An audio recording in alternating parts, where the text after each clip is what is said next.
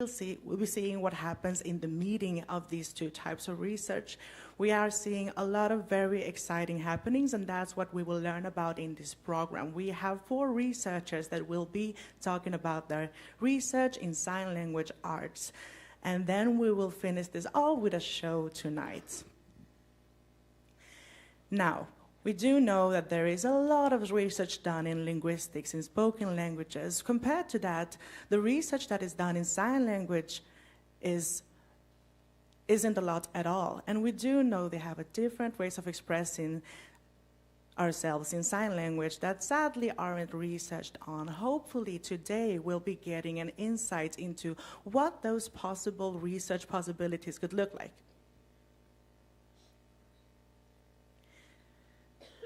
And a very important thing that you guys need to keep in mind tonight is, in case of a fire or if something else happens, we do have emergency exits in the back of the salon. So just find the green signs and make yourself out of the salon.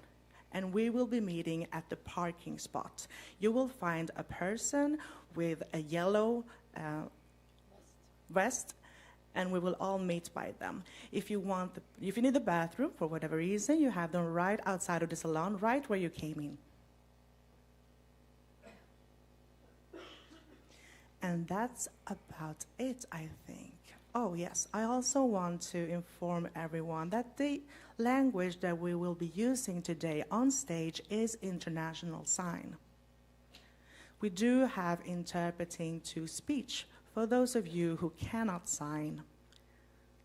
So you will be able to listen to the interpretation, but everyone on stage will be using International Sign.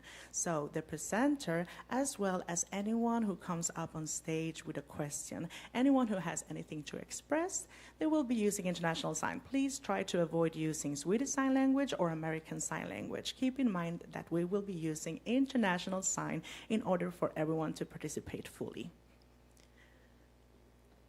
Now I will welcome on stage Mindy Drapsa, who will also tell us a lot about today. And she is the creative director of Riksteatern Crea. Yes, thank you, Krister. Hello, everybody. I just want to say, just as Krister said, that I'm very happy to be here with all of you today, and that we are gathered here around this topic that is often overlooked, the topic of artistic expression in sign language arts. That makes me very proud that we are here to put the spotlight on that topic. And at Riksteatern Crea, we produce performing arts in sign language. And for us, sign language is an artistic language. We have been producing art in sign language for over 50 years. And by doing so, we have showed the artistic expression of sign language and the playfulness that we have in sign language and the art forms of sign language. It is not only a language that is used for communication, but is used for a deeper understanding of the human experience, the deaf culture, the deaf identity, and the deaf competence. All of that can be expressed by sign language. And that is what we need to explore. And you all know that the world still revolves around spoken language and the norms to hear, and that we have access to a lot of theater and cultural expression in spoken languages. And sign language is not put in the center, rather in the margin, but we are here to put sign language arts in the center. Because we are not alone, we are here gathered in an international meeting, and we have participants from a lot of countries being here. So I am very happy that we are here to look at our ways of working, and working from the deaf conditions and sign language conditioning, not trying to copy the way of hearing norms. So this is our space to explore our arts and our culture. I'm very happy that Stockholm University said yes to this cooperation, that we are doing this together. That also means a lot to me. That makes it able for us to go even deeper within this topic. And I'm very proud that we are here talking about this. And it's not only culture politics. This is actually about a human right. Because the UN Convention on Rights of Persons of Disabilities, Article 30, states that we deaf people have the right to participate in cultural life, but not only to take part of it, we also have the right to express ourselves and create our own art in sign language. And that is something that is a lot of times overlooked. And we need to dive deeper into that topic of creating our own arts and culture. And that should be a giving starting point, I think. So I hope that you will enjoy this seminar that we have here during this day. Thank you for being here. Thank you.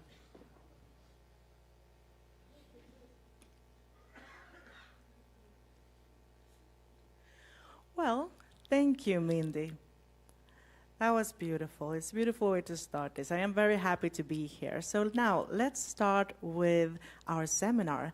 And as I said, we have 4 presenters today, and each one of them has 20 minutes for their presentation. After we're done with those presentations, we'll be having a coffee break. After that coffee break, we will be listening to a panel. And at the end of that panel, after our questions, you guys can ask any of your questions. I am very happy to now present the first presenter from Brazil, Fernanda Machado, who works at the university in São Paulo.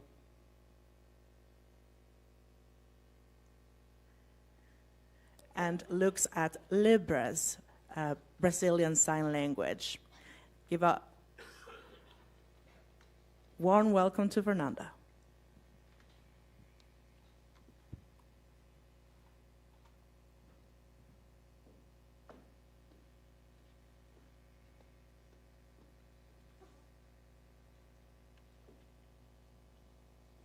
Thank you all for having me here.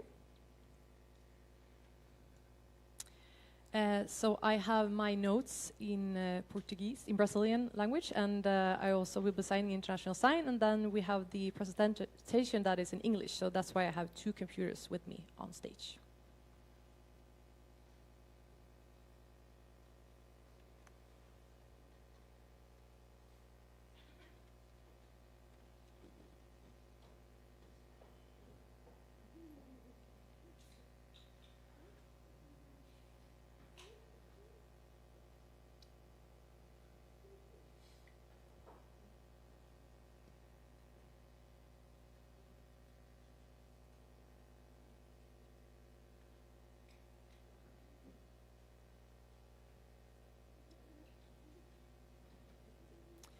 Okay, hello everybody. My name is Fernanda Machado. I am very happy to be invited to this seminar that is hosted by Riksteatern Crea. Just a second, we do need to get the PowerPoint going, sorry.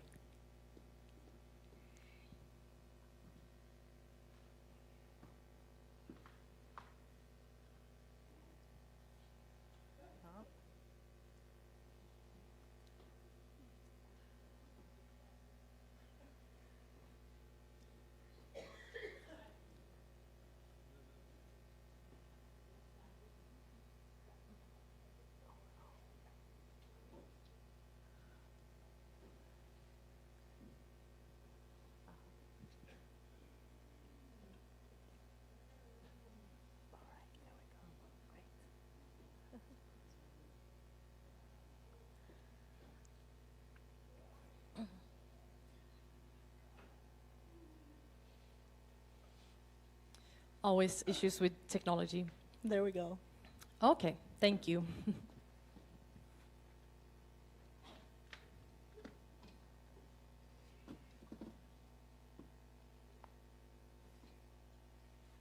Okay, let's start. So you can see my PowerPoint slide here, my topic. So I am a professor at the University of São Paulo, that we call USP. I am born in Rio de Janeiro. You probably know the statue of Christ. That's the city that I'm born in, and I really love Rio de Janeiro, but now I live and work in São Paulo. I have been there for 1 year. And my topic is poetry anthology in Libras and sign language. This is the sign I use for anthology. This is the sign. It's like expression of people being carried around, and also something that you are inspired and want to look into. That's what I'm researching on, the Anthology of Poetry, a collection of poetry in Libras, the Brazilian sign language.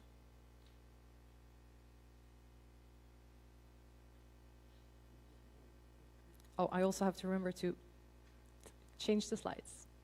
Okay. Here you see the two colleagues that I'm working together with for this project. Professor Rachel Sutton-Spence, and also Professor Victoria Pedroni, who is deaf herself. I am the project leader, but I'm working together with Rachel and Victoria.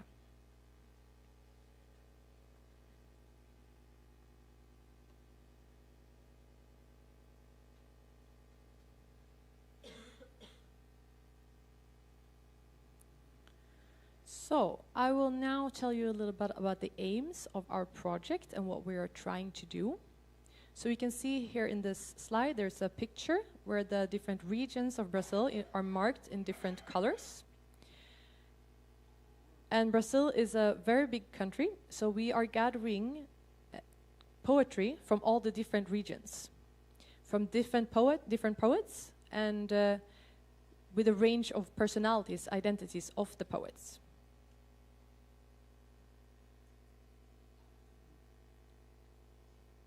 So we are focusing on the different regions and collecting data from all of them.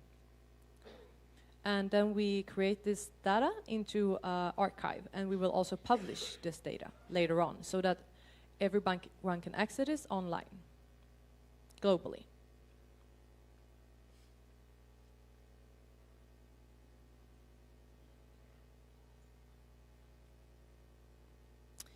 I will tell you more about my project that I'm working on now, but before I do that, I want to tell you a little bit about what I've done previously.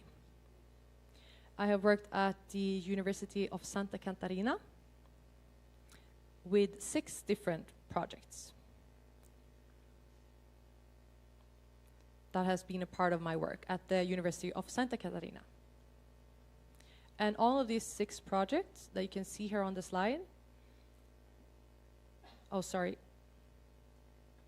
Let's go back. I just want to explain that the yellow area, that's where I lived for 12 years. That's where I'm from.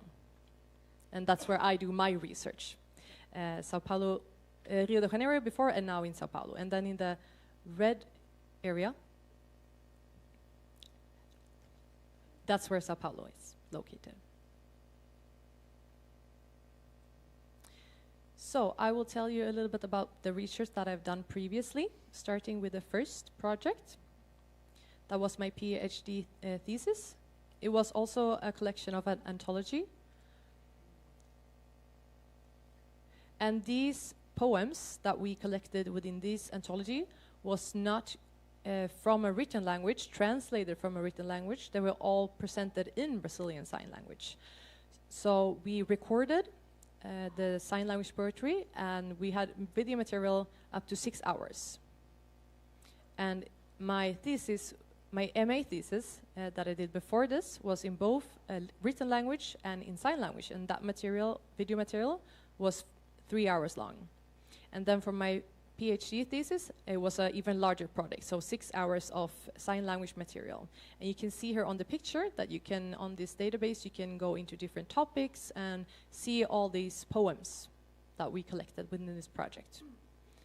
So at this web page that is published online, you can look into all the poems that we collected within this project, which is free for everyone to look into. So that was my PhD thesis.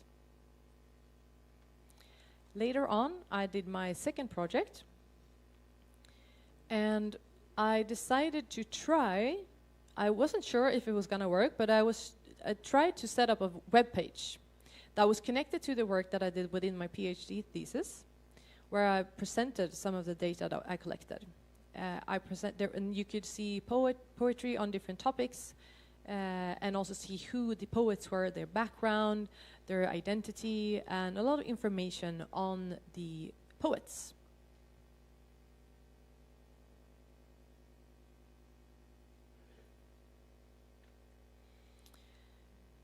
Then I did another project that was also a project on collecting data.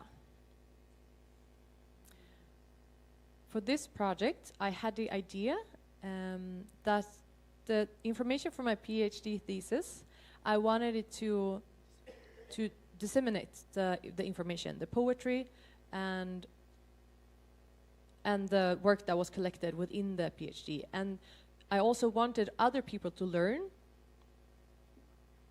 what we learned in the first project. So in this project, there was an opportunity to develop. I worked with the same material, the same video material, but it was presented on a web page for this project. And this was in 2014. And it's still online, so you can still use the web page. And I think there is about 1,000 poems, films in this repository. Maybe it's even more, actually. I'm not sure, but around 1,000 videos.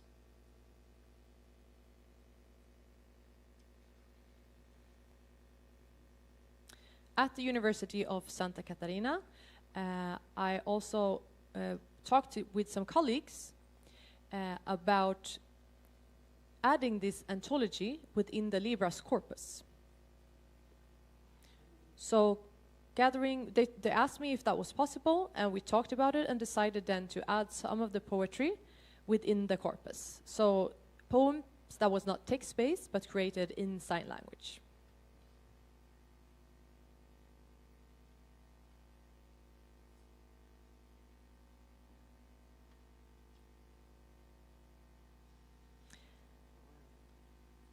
Like I said before, my second project was just trying to set up a web page. This project was the official web page of the university. So it was a more professional web page that was created. You can see on the slide who I was working together with. The fourth person that you didn't see before is an interpreter. So that person was helping us to translate from Libras into international sign. And the four of us worked on this project together. We worked in sign language studies. We had material on YouTube and on Facebook. And we also organized a festival that is traditional, organized in Brazil, with slam and other ways of expressing arts. And I was the organizer of that. So it was an event for expressing art.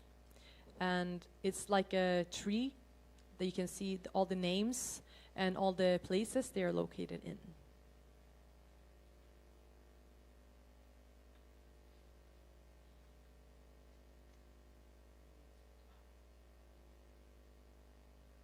This was a translation project.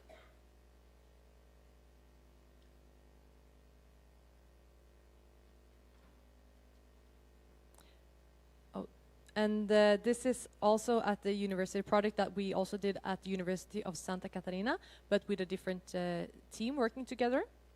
And here we were looking into the anthology of Libras literature. So it was broader than the other project that only looked into poetry. Here we looked at other forms, and participants from all around Brazil could contribute with their works on this webpage. So we have some visual vernacular here, we have other type of performances, and yeah, a lot of different type of expressions is collected on this webpage.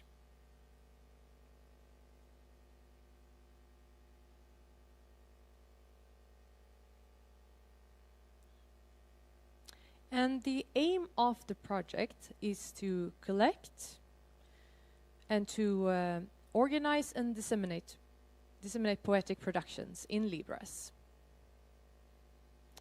And to be able to share these poems, we need to first collect them. And that is the work that we are doing at the university. And the university, a very famous university, the University of São Paulo, we are still working on this, but it's not published yet. So we are still doing this work. But at the University of Santa Catarina, they already published a lot of webpage on this topic, but not at São Paulo University yet. But we're still working on that. And I want to get different perspectives on the anthology that we present. So we have a variety of persons contributing with their works. And some are from poets, some are from linguists. There are a lot of different works that we collect.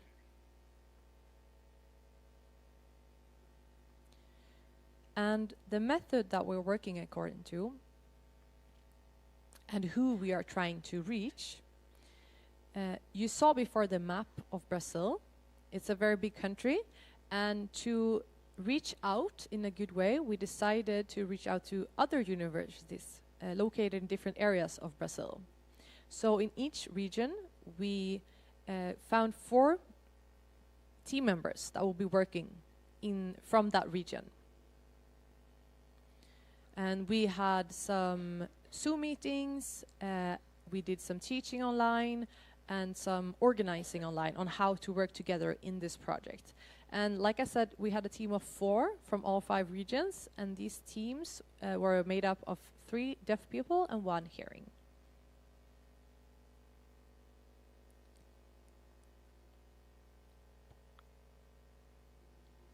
Here you see the team working in the north of Brazil. There are only 2, unfortunately. We haven't had the opportunity to find 2 more.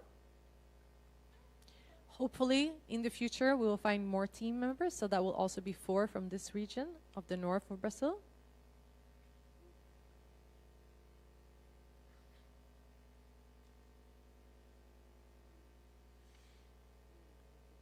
And they are indigenous people, so that we also have their perspective in this anthology. And from this group of people, we have not that much research, so that's why we also want to include them, and I will tell you more about this later on. Here you can see the team members from Northeast. They are 4, as you can see on the pictures. You can see Cristiano to the very right in the slide. He has been here at Sign Language Arts a few times before, so maybe some of you know him. So they are working in the Northeast. You can see the woman with some pictures behind her.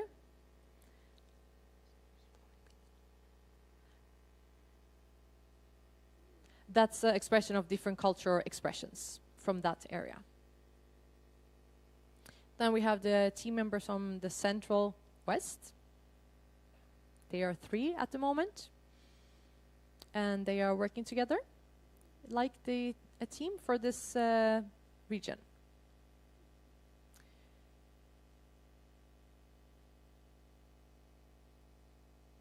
Here you see the team members that are also only 2 from the southeast, where Rio de Janeiro and São Paulo is located.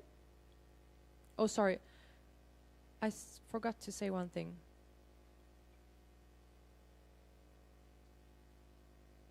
You see the woman with the blue shirt?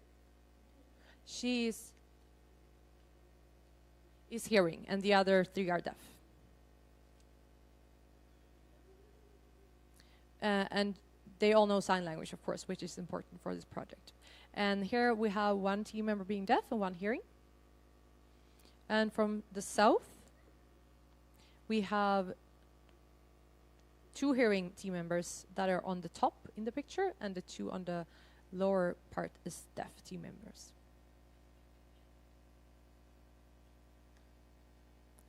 So, what we are doing in the project.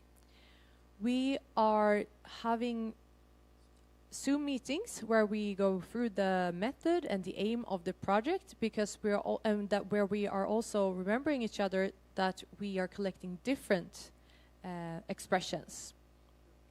And sorry, before I go on, I think I have to explain one more thing. So, in the different regions of Brazil, the 5 different regions, we aim to find and identify 10 different artists. So that is around 50 artists in total from all of Brazil.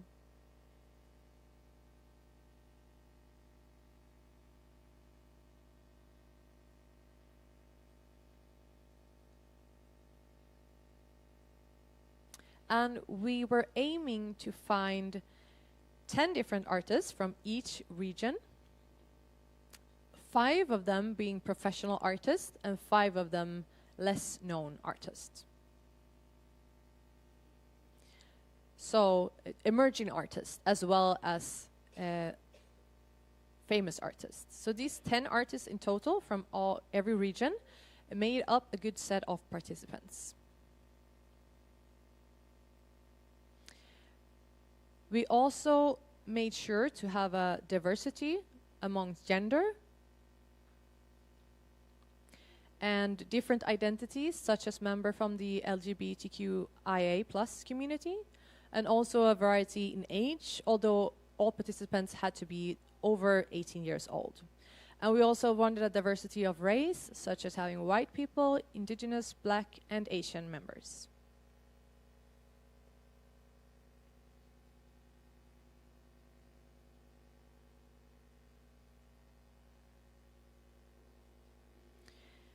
Like I said, we gathered 10 artists from each region. And we were looking for poems that was not yet included in other collection and published in other ways.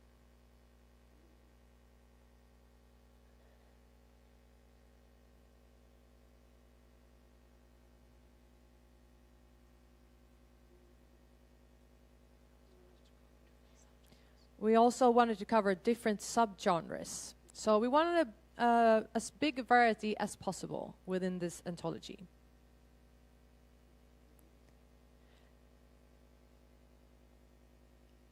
And we also looked for different poetic and aesthetic elements. So different styles.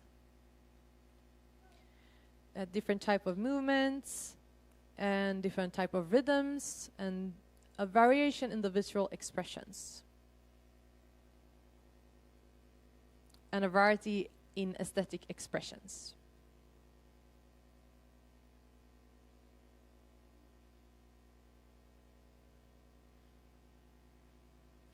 In some of the meetings that we had online through Zoom, we looked at the 10 different artists that were found in each region and collecting data about their poetry work and the poets.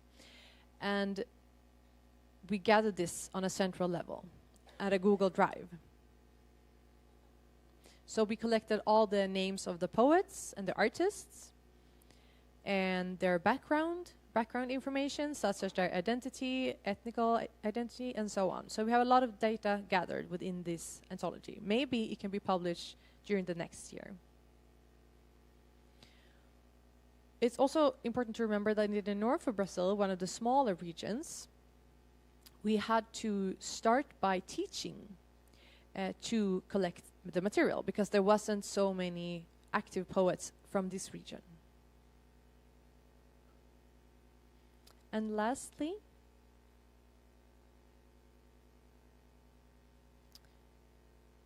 to conclude this, just checking that it's the right slide on my computer and on the big screen that you see. Yes, okay. So, the work within this project has been very inspiring. We had 1 week with intense meetings. For example, Fridays. We met once a week, for example, on Fridays. And these meetings have been very important, both to me personally and other person working within the projects. We have been meeting deaf people from other regions and seeing a lot of different type of Brazilian culture. And we have had people contributing from different cities, from the rural areas, from different backgrounds, from richer and from poorer areas. So there's been a huge variety of participants within this project, which has been very beautiful to see and to get exchange from this.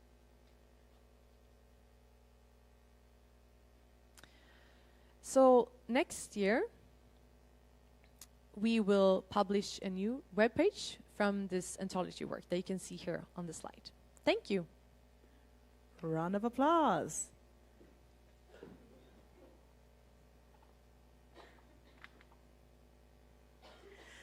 Thank you. Very thank you. Really, thank you, Fernanda. Thank you.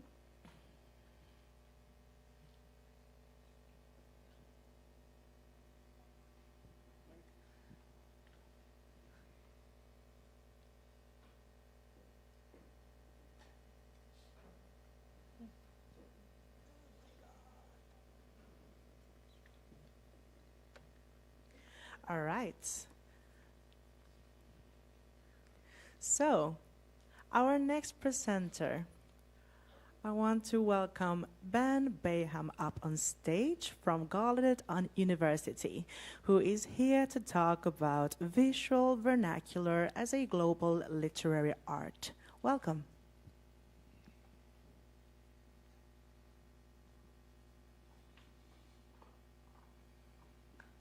Thank you. Hello, everyone.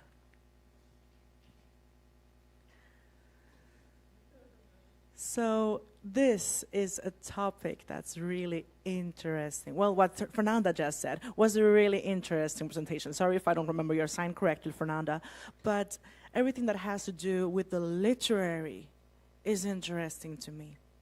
And we will be getting into that. But first off, I want to give you a glance into what I've been researching on the topic of art and what is included in the terminology literary arts when we're using our bodies to express ourselves, and the kind of drive that people have to make themselves understood through different physical expressions, being it through music, through gestures, and how much language actually exists in these types of expressions, what kind of situations we can create, someone who lives in Russia, in France, and their different languages, how we can still connect through this type of expression. It is natural to want to connect. And they all have their own ways. So literary art is a global concept. It's not something that lives only in France, in the French language, but something that happens globally. So visual vernacular in itself being the global concept that it is, I wanted to take a look exactly at how this actually works and how it came to be that we can create something that works on a collective level. So let's take a look at what visual vernacular actually is. I want to see if I can get my PowerPoint going. Yes, looks like I can. Here we go. So very briefly on the topic of literary arts, what do we mean? Well, we're talking about narratives, we're talking about drama, poetry, and a whole bunch of different ways of expression. And this all works really well with visual vernacular when trying to express different kinds of thoughts and ideas. In all of these types of literary arts, visual vernacular works. It can be said that visual vernacular already exists within those concepts. So, seeing that it already exists in them, then we have to take a look at what that entails when looking into the concept of visual vernacular. When we try to express ourselves in a visual way, what kind of goals do we have and what kind of decisions do we take based on that? So the term visual vernacular, visual you already understand, but what does vernacular mean? Well, language. People use language in our everyday lives. So we do use both the visual and the vernacular. Now, the person who coined the word was Bernard Bragg.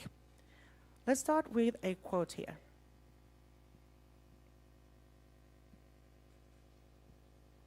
So Bernard Bragg, who coined the term, said, "I have traveled all over the world and studied how deaf children communicate among themselves. I notice a lot of their signs and performances are alike, especially deaf children who go to school for the first time with little or no knowledge of spoken language, so they take the language from home and still be able to communicate. They skillfully copy the actions and describe them in signs and performing. That is what I call visual vernacular.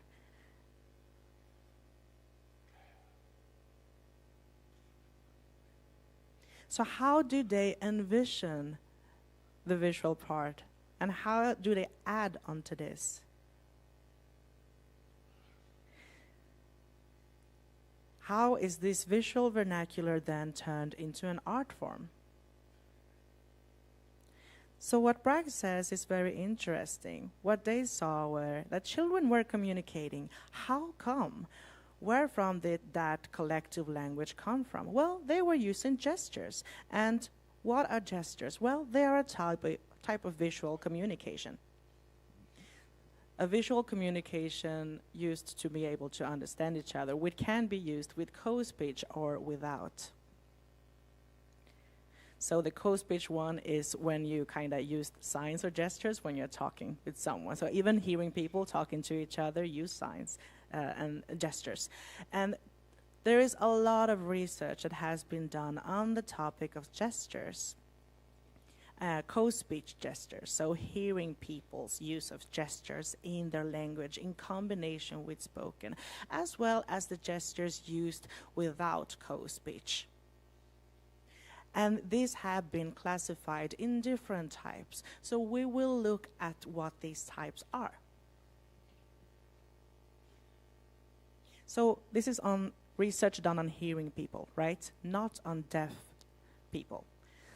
So these are the types that were identified. We have pointing, so just pointing around, me, you, whoever. We have affective display, so different emotional expressions, using your face to show disgust, or if you're boredom. So that is included in gestures. We have pantomime. So bodily expression to copy different kind of movements or actions. So imitation, so to say. For example, this, and this is from hearings, research done on hearing people. This is a kind of pantomime.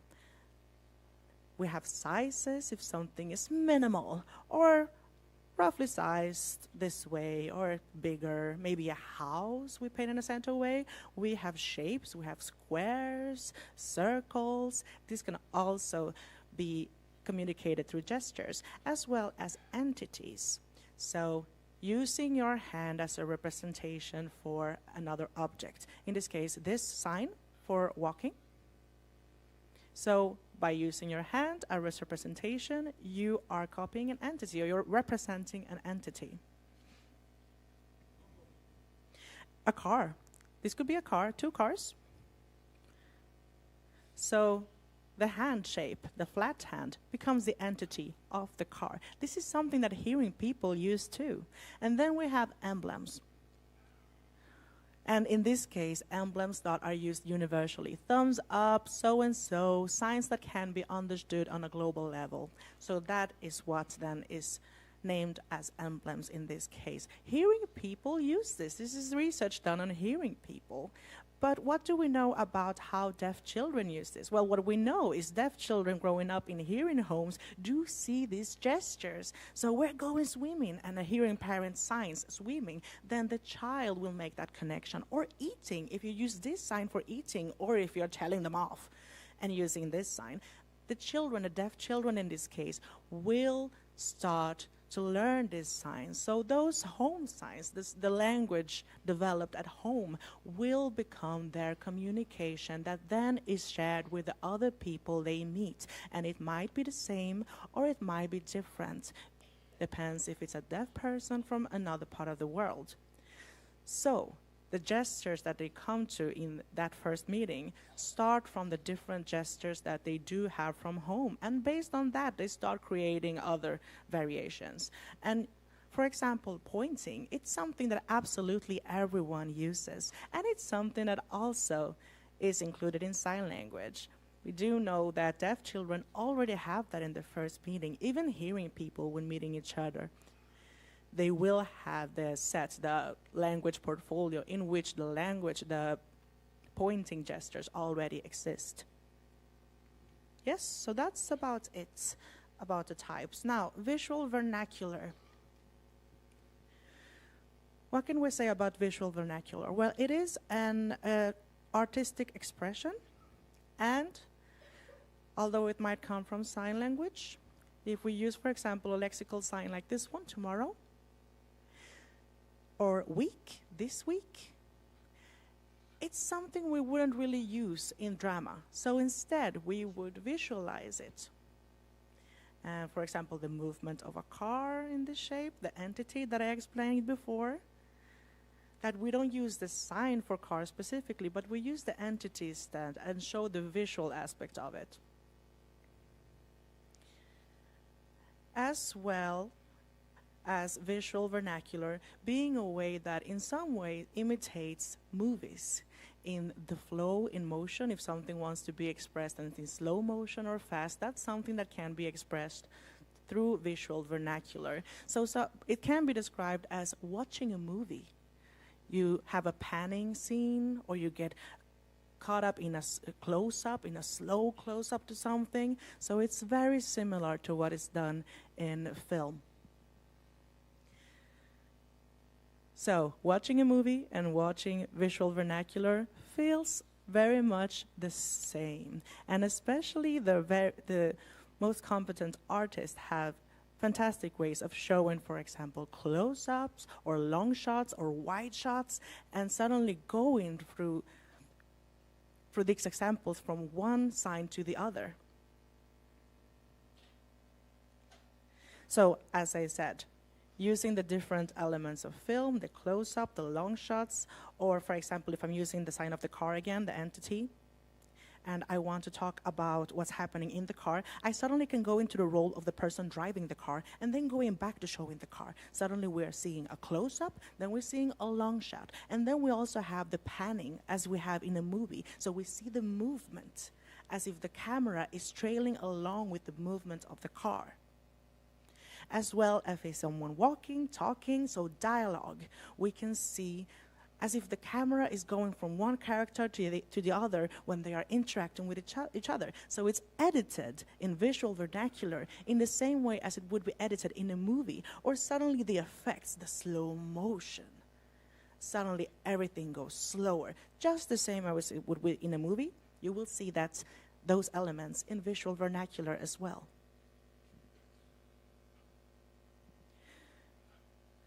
So those elements, these details, are very clear in visual vernacular. These are pretty much the same. You can almost take out the popcorn when someone starts doing visual vernacular, because it will feel much the same way. We will take a look at Bernard Braggs as an example. This is Bernard Braggs, by the way, the one who coined the term. And what I want to show in this clip is we have Bernard Braggs, Ella Maylands, and this is from the 90s. Yeah, around the 90s. And then Justin Perez, who's also shown in this clip, is actually a more recent artist.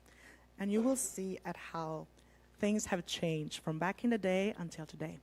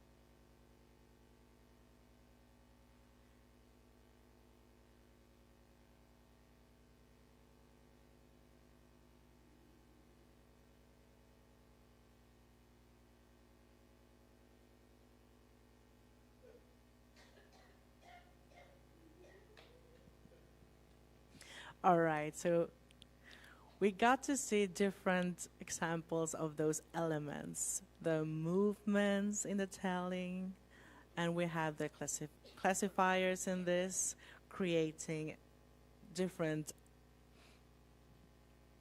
situations and expressions. So what we could see in all of these clips are the elements that I mean are shared between visual vernacular and film. And you can see also that there's been a development in visual vernacular. So let's look at what visual vernacular looks like today. So we have the same basics. So the base is pretty much the same, but we have gotten some more development in the adaptation to the public. So we can see that the visual vernacular today has become more advanced, and maybe it's because of how Brags, for example, in the beginning had a lot of focus on a hearing audience.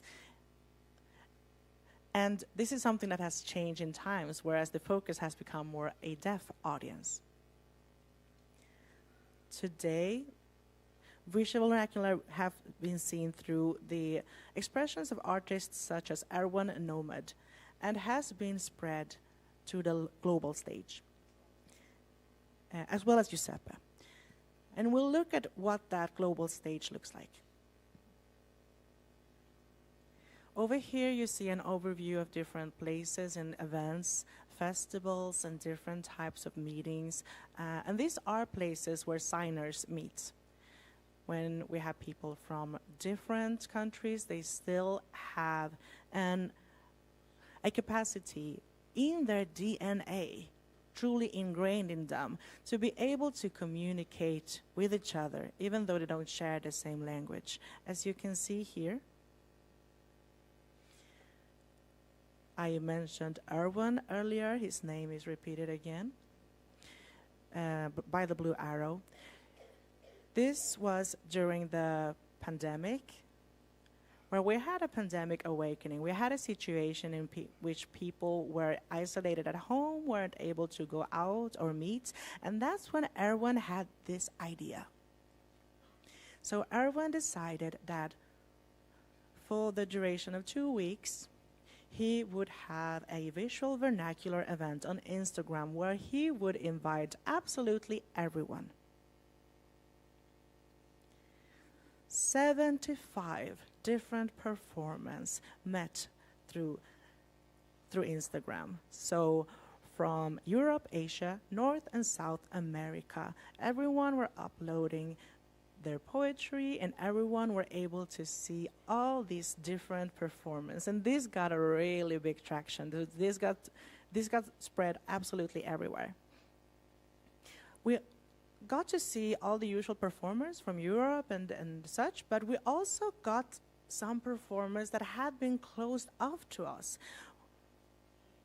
Were from Asia, where we didn't really know how much visual vernacular was used. Suddenly we were getting these new, exciting performers showing truly advanced techniques on how expressing their visual arts, with some differences, but still as advanced as in Europe and the rest of the world.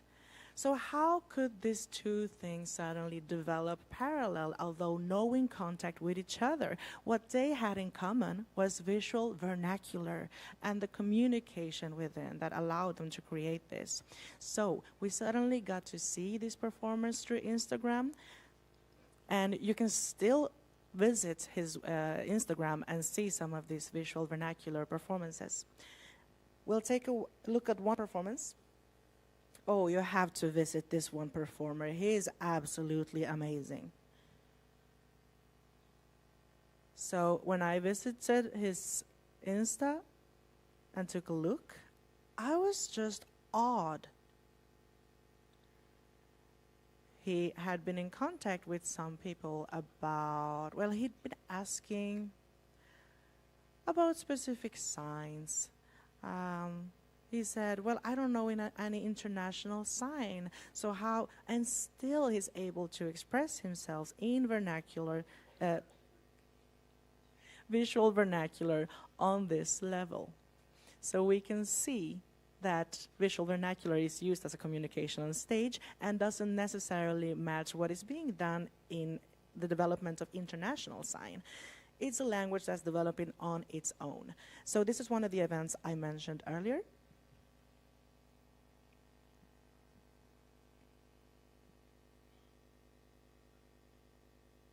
And this is something that I've been seeing through all this time, how people can still understand visual vernacular from different countries, even though they don't have, the performers don't have the same language as a first language. So you get the ideas, you work on the to visualize different concepts. And if the receiver or the audience doesn't understand, you still have to adapt in order to make sure that everyone understands. So that is what is expected from visual vernacular, an adaptation to make sure everyone can understand.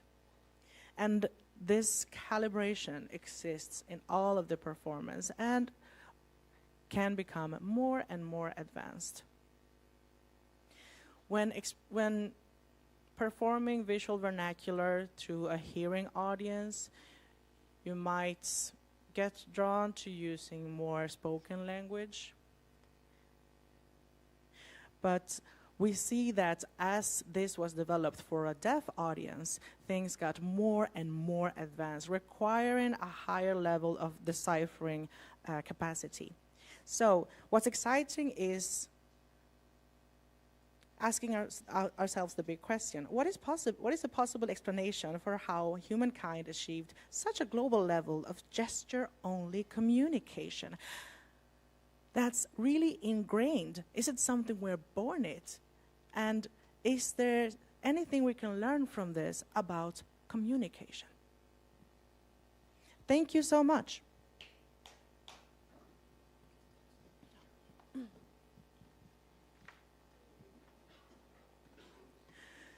Thank you. Round of applause, everyone. Thank you.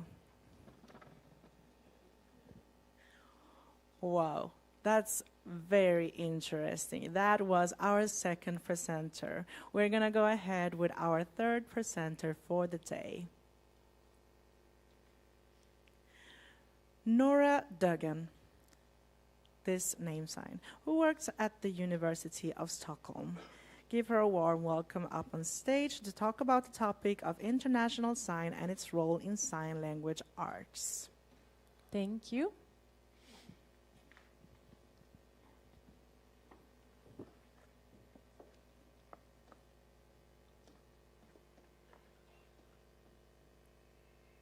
Okay, great. Oh, there's so strong lights. Okay, I'm a little bit, I was so excited to listen to the previous presentation. I wasn't ready for my time to get up on stage. But my name is Nora Duggan. I work at Stockholm University, and I am very interested in language ideology and attitudes around language and how that affects our language use.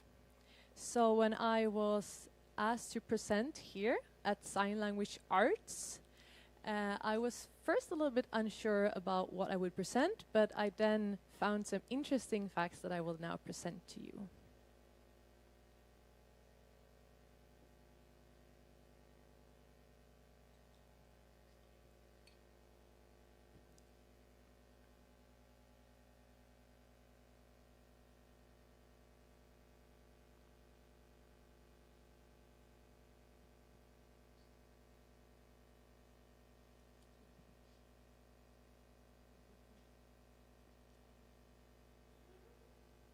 Okay, so just a second. I'm trying to figure out how to control this PowerPoint.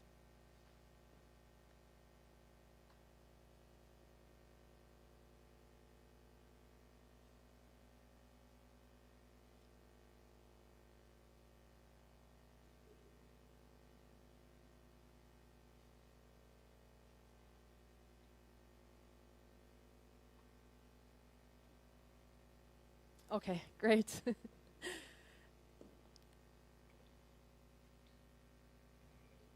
So first, I want to ask you a question. International sign, what is it? if one person who is signing international sign says that it is international sign, but another person says it's not, how do we know what is international sign? What is the definition of international sign? Because international sign itself is something fluid and very flexible. So is it really possible to find one definition? Because we have a lot of different perspectives on the use of international sign. And how can we have international sign? So if we look at it from a European perspective, European is made up by a lot of smaller countries that are very close to each other. We have a lot of international meetings within Europe. And since we are all using different national sign language, we create a new way of communicating when we meet over the nation borders. So when we have more and more meetings over the nation borders, that's where international sign is created. And today we travel a lot around the globe. It's getting cheaper and cheaper to meet people from different parts of the world, not only Europe. And what does international sign look like then?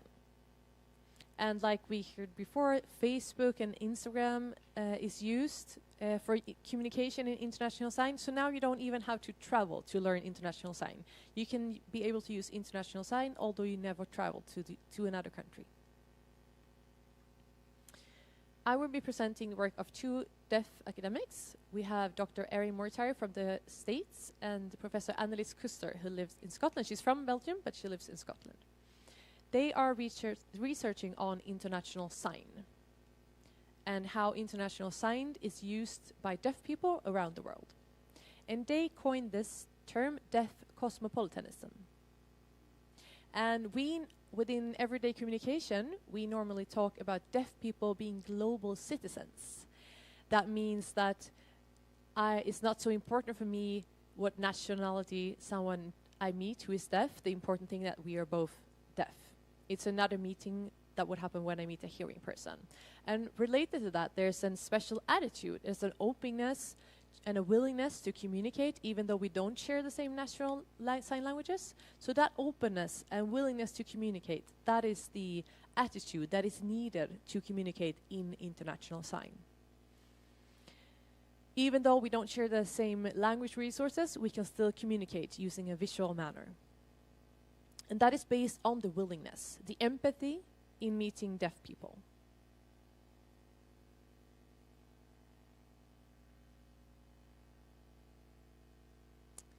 You probably already know this sign, but maybe some of you don't know what word we use in English. It's calibrating. Calibrating is a fundamental part of international sign. And it's like you have a dial on the TV that you had back in the days to make the picture more clear. That's the dial that you're turning to get the right picture in. So you can see here the pictures on the slide. That is the pictures of the sign that you are using for the terminology of calibrating. So calibrating means that when you're assigning an international sign and someone is expressing that they don't understand my way of signing, I would adapt my way of signing. And I would also learn from their way of signing to accommodate to the communication that I share with that one person. That is also how we use mouthing. It's also something that you need to be adaptable about, and how you spell certain letters, if you use the American letters or the European or another way, a more visual way to express the letters. So adapting to whoever you are communicating with, that is an important feature of international sign. And also thinking about pacing, taking it in a little bit slower tempo to adapt to whoever you are talking with, and also using a lot of miming. And then, of course, changing between different natural sign language resources. If I'm talking with a person who knows Swedish Sign Language or another sign language, I can use these resources. And then, of course, the spatial orientation, that is instinctive knowledge for deaf people. How we express the visual manner of a room, for example. So this is the very core of international sign, to calibrate. And calibrating is not something that is easy. That is a skill that you have to learn and develop through the meeting with a lot of different people.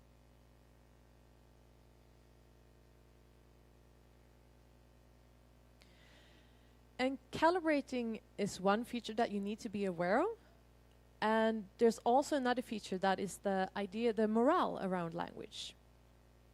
When you're communicating with something and you don't understand each other, there's misunderstandings, you have to have the attitude that it is not important who is signing right or wrong, or being very fixed in your own way of signing. It's important to be open.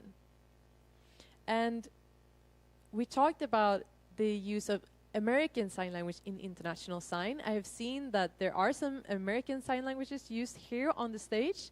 And of course, that's also okay. That's a part of our resources. It's not that you did something wrong. We all know that it's also one of our language resources that we have, that we use sometimes. So who is International Sign accessible for?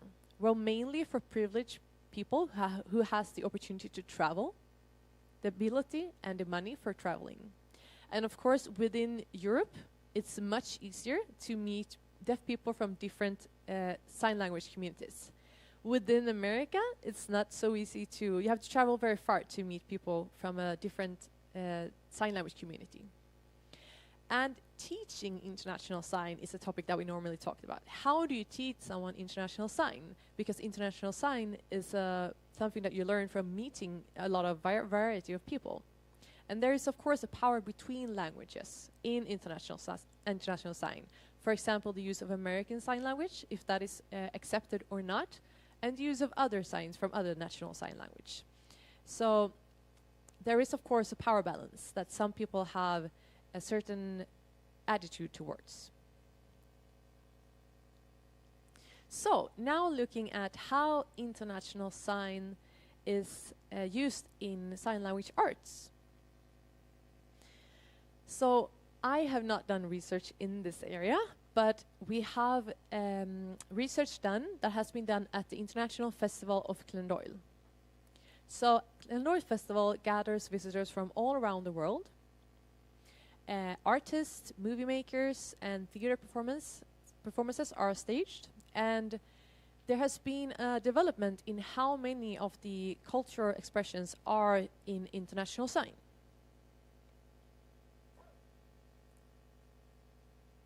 So, like I said, this is not research done by me. It's research done by Krister and Jorn Rickert. And they have looked at international sign in different areas. And one of the areas that they were researching was the Glendoyle Festival. So they went to the festival and interviewed several different people who were performing and also part of the audience. And they interviewed them on their view on international sign. And I will show you some examples of what they said. And this, I can also recommend you all to have a look at these films that is presented on mobiledeaf.org.uk.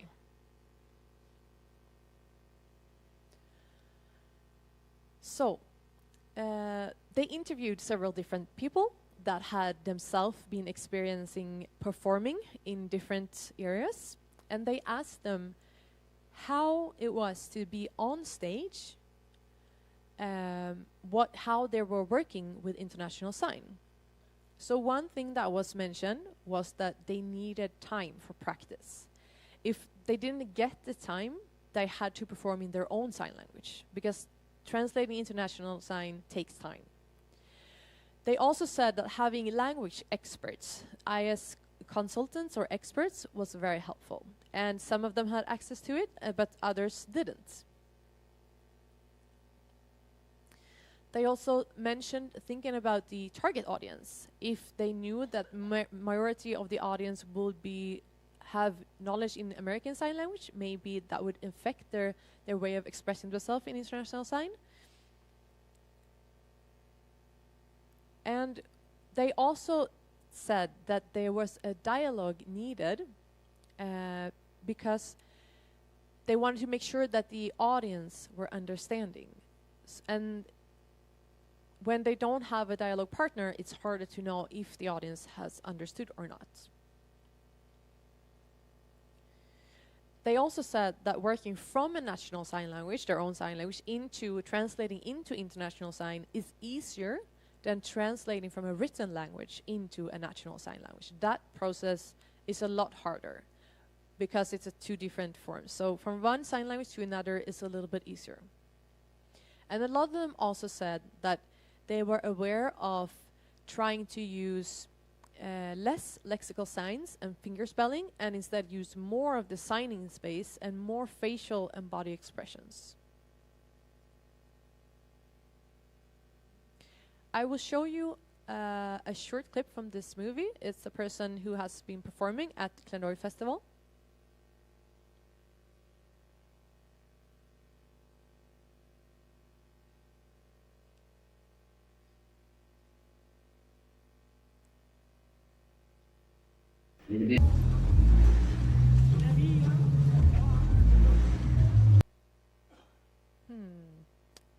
It got stuck.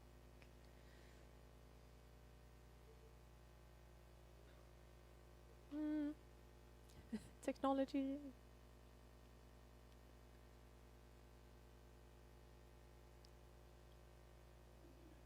Exclusion practices. The Nazi ideology was based on human inequality, isolation of individuals.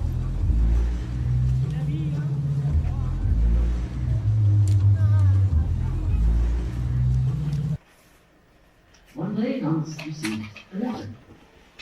It had an official watermark, was important. Well, for sure his SA division was to be re-established. He tears open the...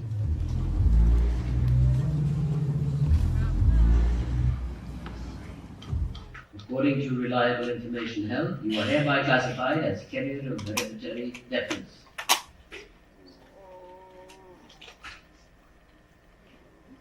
The letter came from the Department of Health. His mother and sisters got similar letters. Their dower and hospital name was listed for them to undergo sterilization. If they failed to comply, public prosecution and forced sterilization would be conducted. Okay. Från Irak. Irak. Många problem. Ja, slagen. Ja.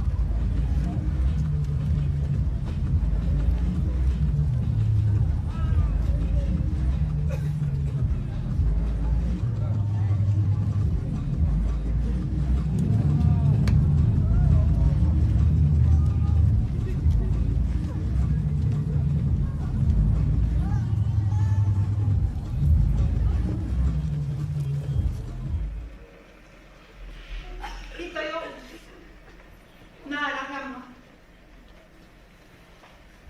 Jobba, bygga, måla, skruva. God chef, råkar du? Lön, ja. Chefluren. Inte känna bra.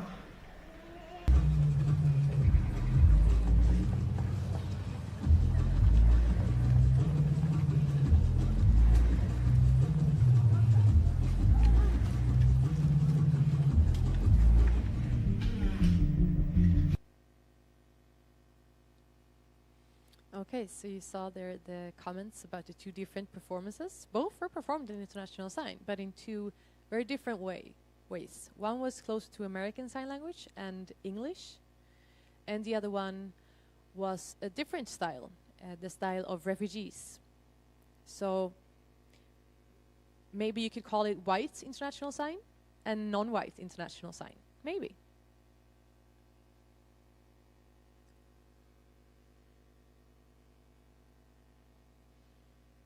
Like Ben said here before me, visual vernacular is usually not considered a sign language. It's something separate. And many says that in visual vernacular, you don't use lexical signs.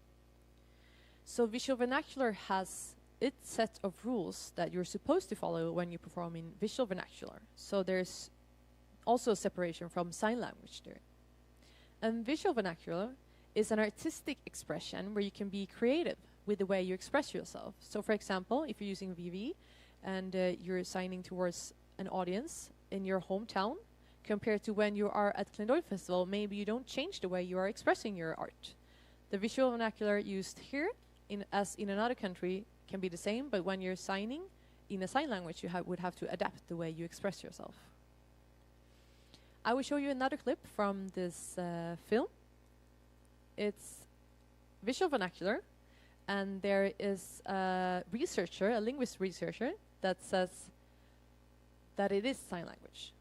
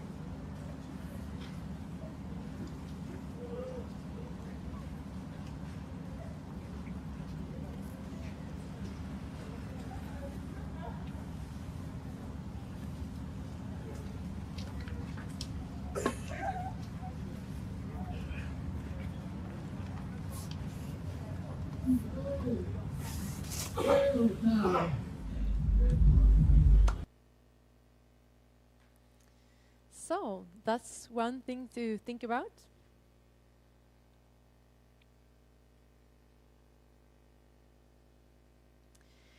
And another thing that we can reflect on is when we use international sign, we need to think about what is needed in that situation and what we think is important. Is it important for us to get a full understanding from the audience?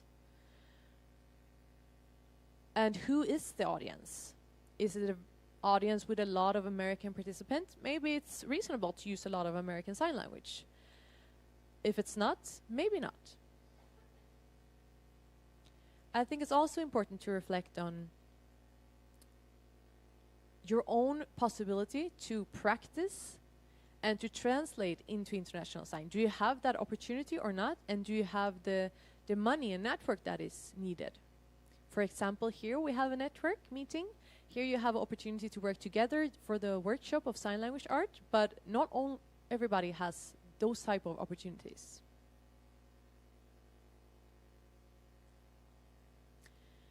And if you want to use international sign, how much work is involved? If you don't know some signs, is it possible for you to use a consultant to help you? Is that possible? And so if so, is that something that you get for free or something that you have to pay for? And you saw her in the video clip that what the last person said, that maybe visual vernacular actually is a language and that international sign is just more or less visual. So there are some thoughts for you to consider. Thank you.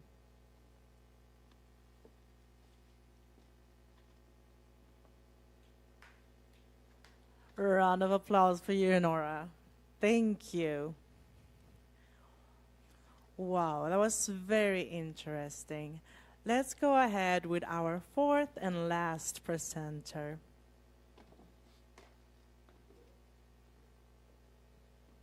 All right, so I want to welcome Pia Simper-Allen on stage.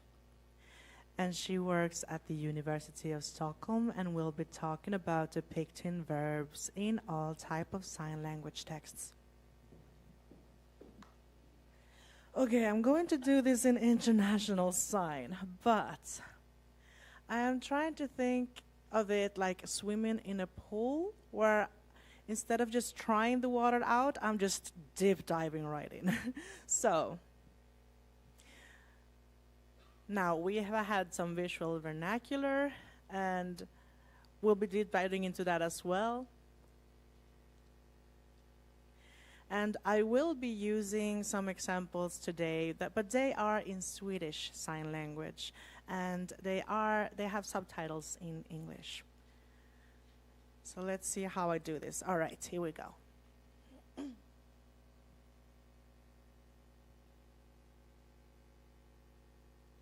So that's Swedish Sign Language verbs. And the one to the left is just like any other verb that you would use, which is not exactly just a depiction verb. It's just the type of verb signed that every signer would use in their everyday life. When they go, you have to go to bed now, this is what they would sign. And that's one verb category. And then we have the indicating verbs, which you kind of show different directions in which the verb is going. So if you're throwing something backwards or forwards or to the sides, then you will be adapting the sign and modifying it to follow the direction you are using it towards. And I will be focusing on depicting verbs today, and specifically how classifiers are used in these. So it's a bit of what Ben already mentioned, and I will be using the same word, classifiers. So in this video, we have the example of someone saying that there's a person laying on a jetty fishing crab. So they're using, this is what would be signed in Swedish Sign Language. I won't be signing it in anything else. So we have the depicting verbs that can be split into two. First one, the depicting verbs that show actions, sleeping or doing something, anything that's being done, actions. And then the other ones, which is the state of things, so what something is. If something is square, so the state of something now and then, at that exact moment.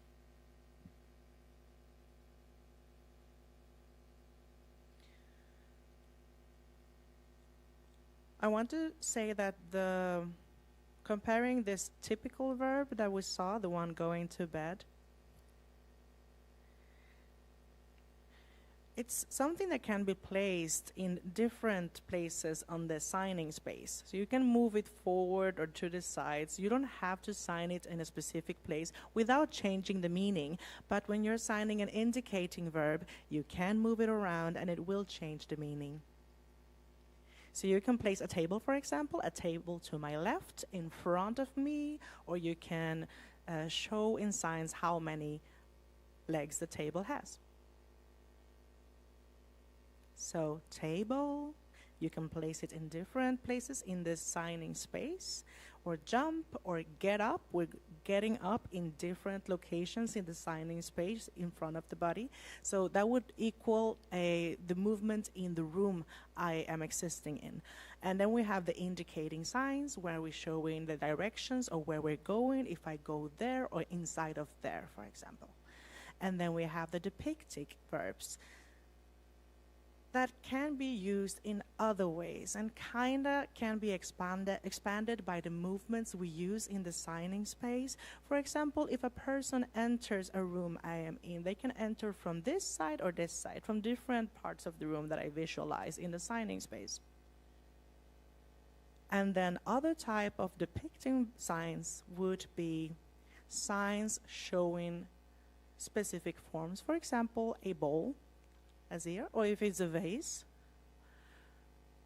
anything that I can show the shape of. So you can really sign anything. And what's really important for us is only knowing the differences between these different groups. Now for depicting verbs, you have movements. And there are 3 different ways in which these movements can be split in. These 3 different ways are in part the presence of an entity in a place, the car is there, and a car existing. So I put my flat hand down to show the entity of a car, and it's still, it just exists there. Or I place a bike in the room, or the hats is there. So I sign the sign, and then I place it somewhere in the room. It exists. It's the presence of an entity at a place. And then we have the shape and extent of a certain surface. Now, if I want to explain I use that if I want to explain the specific shape or size of an object or entities. Sorry, I have to go back a bit. An example of this when going to bed is if I am describing a whole situation in which I got up from bed and then I make the bed, I can place all of these actions in the same placement in the signing space. Now let's go for the third one of the movement categories, which is the movements of actions.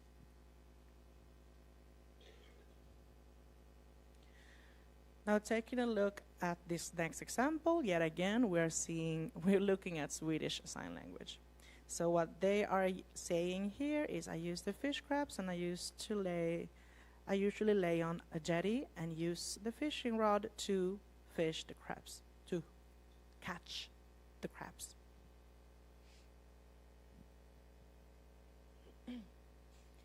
I usually fish crabs, and then I usually lay on the jetty and fish. So what I'm focusing on in this specific sentence is these 2 orange marked ones. So the person laying on the jetty and handling the fish rod. That is what we'll be focusing on in this sentence. When comparing to visual vernacular, would this be expressed the same way or not? And why?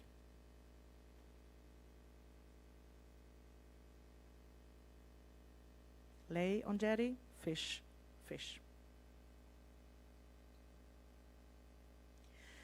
Before we get into that part of the depicting verbs that are shown here, I do want to talk a bit more about the different hand shapes used in this in different indicating verbs, and they are also grouped in 3 different categories. We have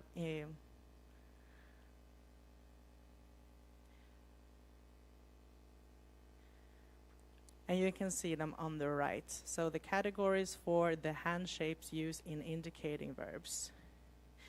This is a work both by me, Drapsa, and Schönström, Schönström has also studied classifiers and looked specifically at hand shapes in indicating verbs. So you can see Schönström's descriptions on the right side.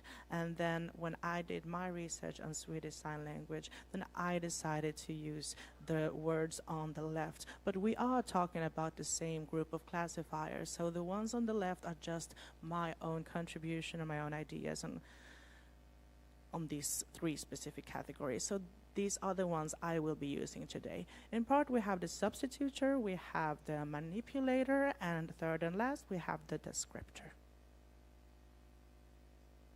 And those are really hard to spell, I notice now. But these are the 3 categories that I have described in my work. And I also would like to borrow some of Mindy Drapsa's, the Mindy you have present here today, Mindy Drapsa's dissertation, and show some examples from her work. So, laying on the jetty, right? The first part of the sentence we watched. So, the flat hand represents the jetty. And then the other hand, the right hand, represents a person laying on. So the left hand is the substitutor. And this is a combination of the substitutor and then the right hand showing the person. We don't have any more information here. It's only those 2. But then we also have a face we have eyes looking down. So we can ask ourselves, does that mean that the person laying on the jetty is doing this facial expression? Or is that a bit unclear? Because we don't have that exact information. I would say that the facial expression could be connected to the person laying on the jetty, but then again, we have the mouthing, which actually is not part of that expression, but the part of the signer. So they are signing in which way the fishing is being done. So the mouth represents an adjective. So when we're looking at the eyes, for example, yes, we could equal that to that being part of the entity being represented by the right hand.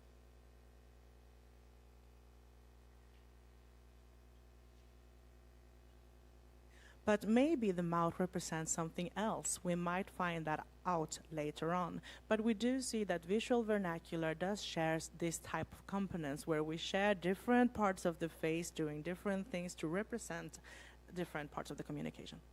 We will be taking a look at fishing, which in this case is the category manipulator. So they are acting in the same way as the person, the character's hand are acting, which can be done in different ways. So it's anything you're doing. In this case, the person is holding a fishing rod. So most of you know how you would hold a fishing rod. We don't actually see the rod itself. We're just seeing the manipulation of it. So what the person is doing, the action itself.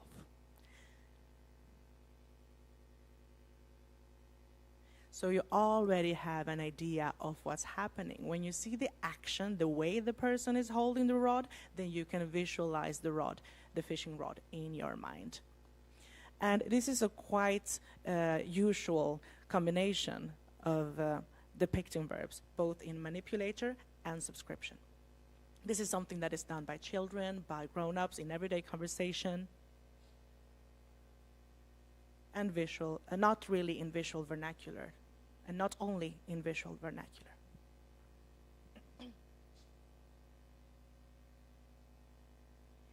Now, I think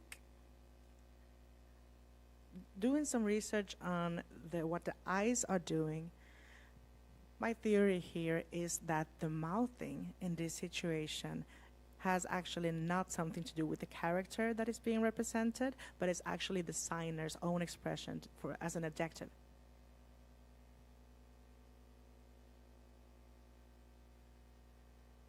And for this next example, we have another depicting verbs.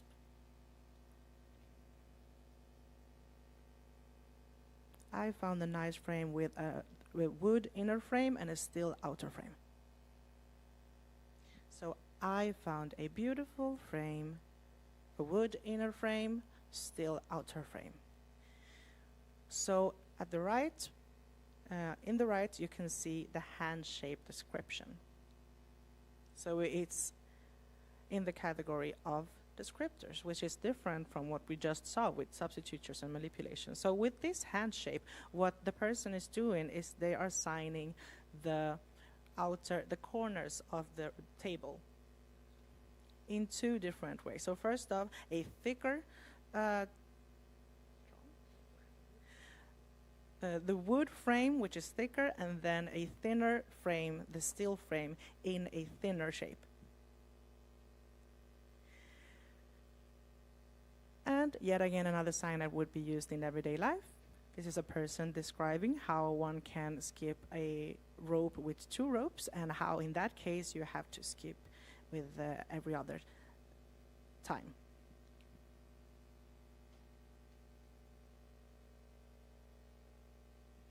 So the first one is manipulation, because they are manipulating the ropes. It's the person using the ropes, and we're seeing the action they are doing. And could we sign this way instead? Could we change the sign? That's not something that you would use in Swedish Sign Language, this specific hand shape. Not the index finger, so to say. Instead, in Swedish Sign Language, you would use the closed hand in order to show that you're manipulating the rope. So you could not use the index fingers to show this. It's, for example, when choosing, but when we are signing, for example, scissors, we wouldn't sign the manipulation itself. In that case, we would actually show the sign for scissors with the middle finger and the index finger. You could ask yourself, well, why is that? Well, conventions. Me, as a signer, have a certain knowledge about what linguistic conventions we have, which means this is something you just know. You can sign scissor in this way, but you could not sign rope with an index finger. And those conventions exist both in our different sign languages and in visual vernacular. So that is the same rule that is being applied with the jumping ropes example. Now we will look at different combinations of this depicting verbs. So what's circled in orange in this image is the tool and the object it's handling. And in this case, we have a scissor and a banana, cutting a piece of a banana with scissors. And we are using two hand shapes from two different categories. So we are combining these. We can see the most usual combinations, which are commonly used in everyday life. And then in the bottom, you see the rarest combination, which are really limited and not really used every day. And of course, it would be possible to break the conventions and just create other situations. And visual vernacular is especially good at that, at using this different combination of hand-shaped categories from verb depictions. So we'll take a look at what you can create when combining these different hand categories.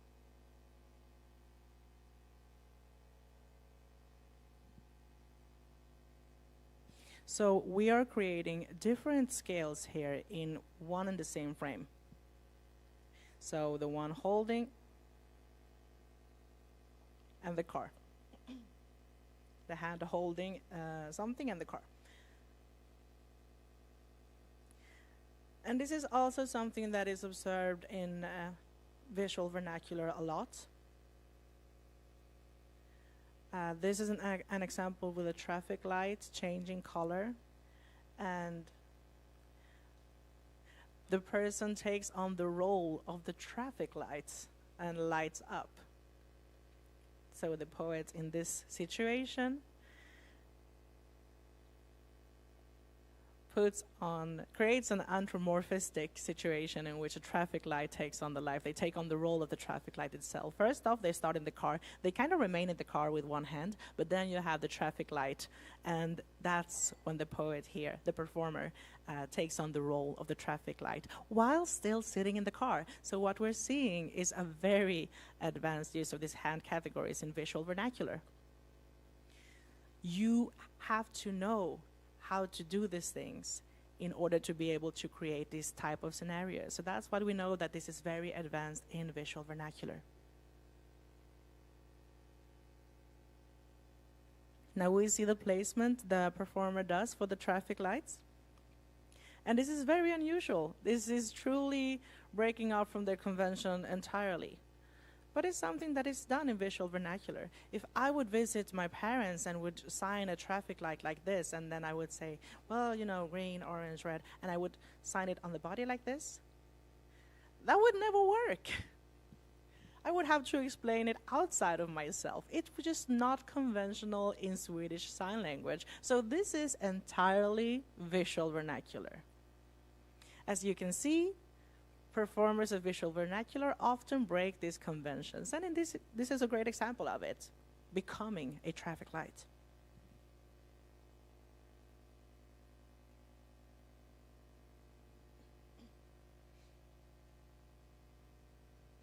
Now in this situation, we also have a combination.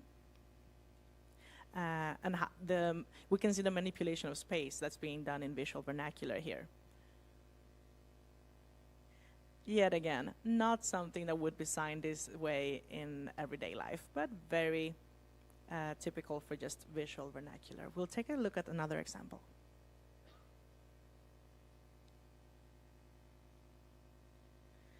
This is truly interesting. We have a descriptor here. And the descriptor hand category here is used to sign the movement of a parcel, which is very unusual. So you're still signing the movement while it's doing an action. It's falling. So I would use a substitutor, right? In this case, they are using the descriptor, but still using the movement.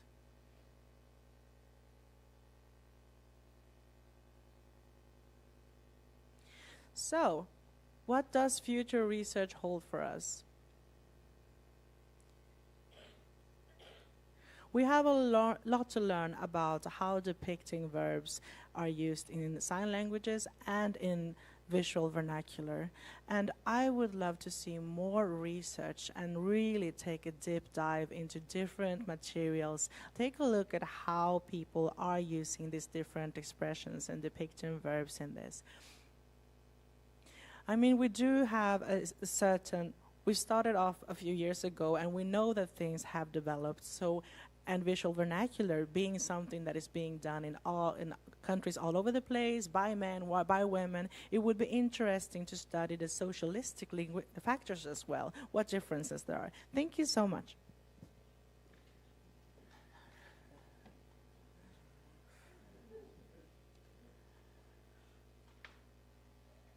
Oh, round of applause. All right, let's take a look at the time. We'll see. First off, what amazing presentations. Now, you had some time to look at these, and now we'll take a breather. So you guys can think about this, take a coffee, and then we'll get back at 14:50. No. Yeah, we'll take a break, and then we'll be back at 15:10. 10 past 3, everyone. And then we will finish this off with a panel discussion. Is there anything you would like to add, Mindy? Oh, okay, wait. So, after the panel discussion, you guys will be allowed to ask your questions to the presenters. All right. So I hope you've had the time to grab some coffee or tea, talk a bit to each other, have tried some of the pepparkakor, our gingerbread. Now it's time for the panel discussion, where we will be touching on the different topics that have been talked about today. And I have to say, good job, everyone. Round of applause, because you did a great job. It's been really interesting. So I am thinking to begin with the first question here, which is, I don't want to give you guys very complex questions. To start off, each of your presentations have been really interesting, and I've been thinking about what exactly I would like to bring about from your certain topics. So what did you guys take from each other's presentations? Well, one thing that I really thought about was the discussion around visual vernacular, if it is a part of sign language or if it is something separate. I am still thinking about that question, because for me, it's of course a part of sign language. So to hear other thoughts around that topic was interesting for me, and that was surprising. A little bit surprising, yeah. Yes. Yeah, so I'm thinking that everyone has their own thing, right? But one thing that was especially interesting for me was Fernanda's presentation and the use of sign language about the complexities in the access to it in the different regions and the challenges you've had in order to collect all of this different data. And how you want to create these anthologies and making sure that this work is disseminated. I was very positively surprised by that. I think that's a good job. For me, I think the presentation around poetry and sign language, if that is, the visual vernacular was not a part of the anthology. And when we're talking about visual vernacular and how visual it is, and to try to understand, to get a better understanding of the different art forms, and possibly having visual vernacular recognized as a part of poetry in the future. Right. Yeah, that's good. And Ben, you also said, well, I agree with what you said about the presentations. What would the key be in order for us to actually start looking more into this specific topic? And what are your different viewpoints of where do we start, and how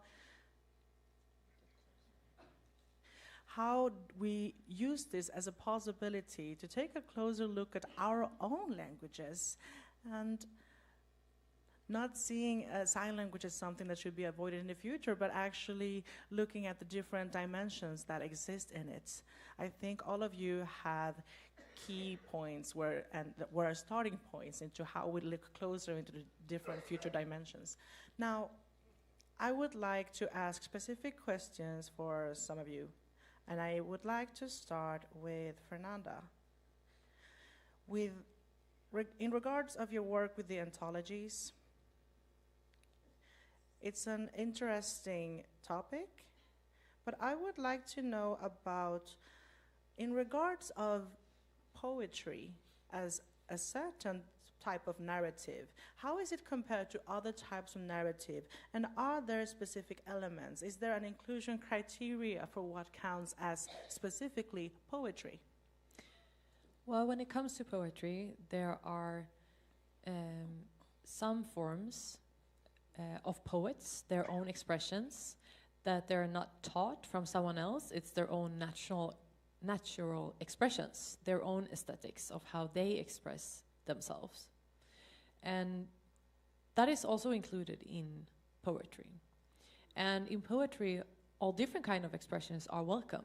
But in visual vernacular, you have a certain set of rules, but we don't have it in a similar way within poetry.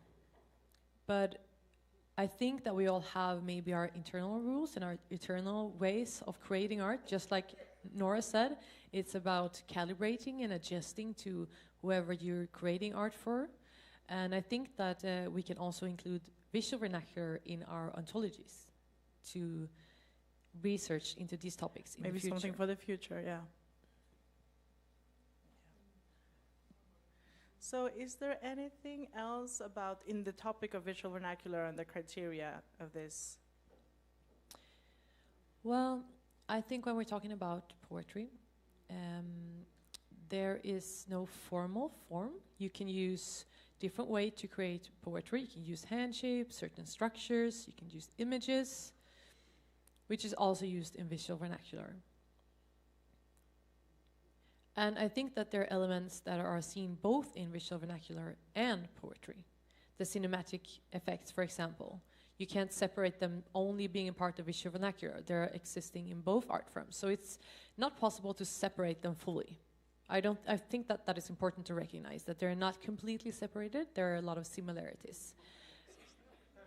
So maybe some of you don't agree with me, but that's my opinion at least. Maybe my neighbors don't agree. Might create a discussion here. Okay, Nora. I would like to look at the politics of it, the politics of language. Who decides? Who has the ownership of a language? What do they get to decide? What does the community say? It's not really clear. And do we have to make a decision? I think these are questions we should look into. I think in poetry, it is important to recognize the beauty of the art form and the emotions that you get from looking at poetry. In visual vernacular, you also have these aesthetic expressions that create emotions in the viewer. But I think, and also visual vernacular can be in a lot higher pace than poetry normally is. But I think the beauty in art forms. I think that is something that is very typical for poetry. I agree. Interesting. So I think that's something that we might develop on here in the conversation. So Pia and Ben, your presentations, we're about the research that's been done on visual vernacular, and you brought some different perspectives on the topic. Pia, you talked about the depicting verbs and looking at that aspect of the visual vernacular and how it has its challenges. And we also talked about the natural expression capacity that exists inside each individual. Is that so? When we have sign language with the depicting verbs and everything that is included in visual vernacular, what things would separate them? And specifically when we're talking about the differences between sign languages and gestures, and where is the line drawn? Where are we talking gestures and where are we talking sign languages? I think maybe that, Pia, like what you said, you had several good points. Like gestures, when you're showing with your two fingers someone walking, for example, that is one simple use of gesture that I think most people, including hearing people, would use. For a deaf person, might use it in a more complicated way to change the direction or only change it to having one finger representing a person. So we can also add different expressions on the face. The facial expressions can add to the gesture showing the emotion of the person walking.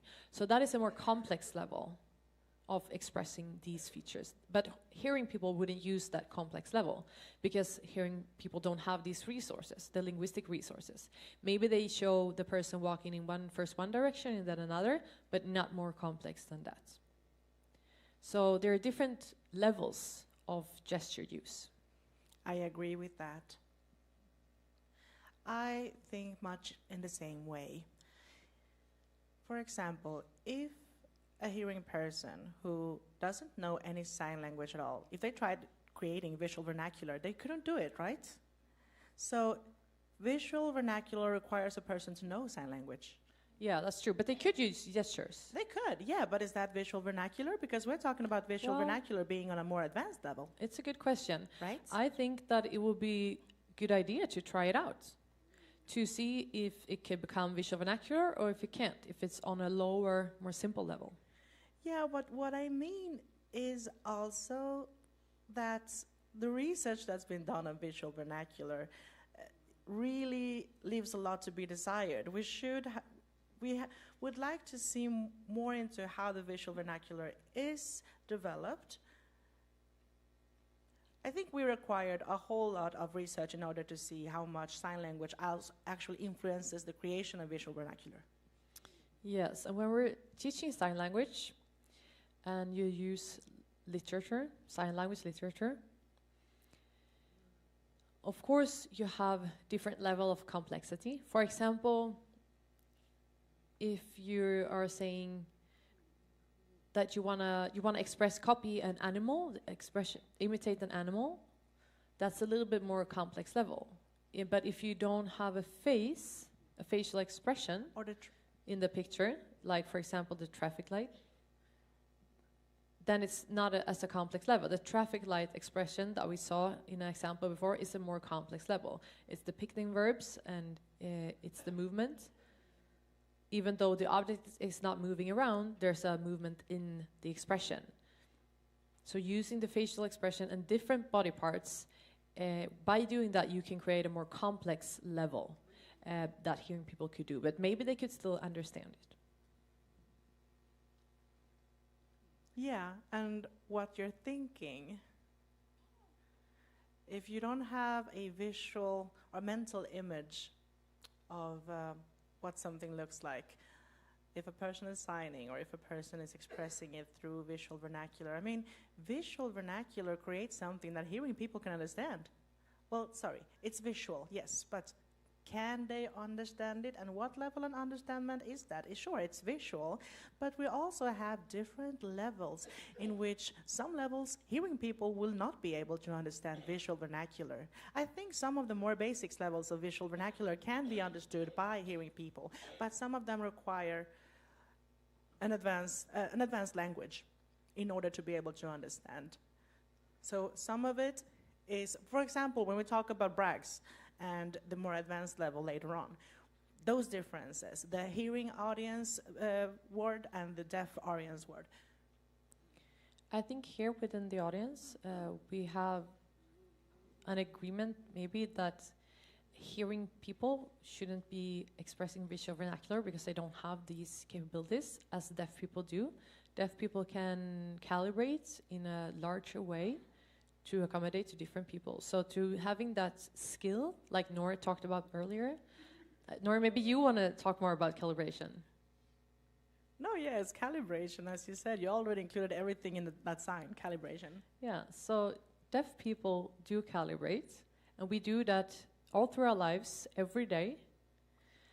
And I think that when we're communicating with hearing people, we do calibrate towards their mode of communication also. We might change to written language or body language. So we accommodate and calibrate a lot, even towards hearing people. But hearing people do not have the same set of skills to calibrate that we have. And we also do that calibration within visual vernacular and also within international sign. So the skill to calibrate is a part of the deaf identity and the skill of deaf people. So what do you guys think? I think first off, when we're talking about international sign, we have to see it as a need to express ourselves, but also in those meetings we have to see if the person we're talking with is actually understanding. The calibration comes from the need of adapting in order for the person receiving the information is understanding or not of what I'm trying to say. So it's the relationship between me and the person I'm conversing with that actually leads this. And deaf people have this innate capacity of calibrating between themselves. Even in international sign? Yeah, I think it's all over the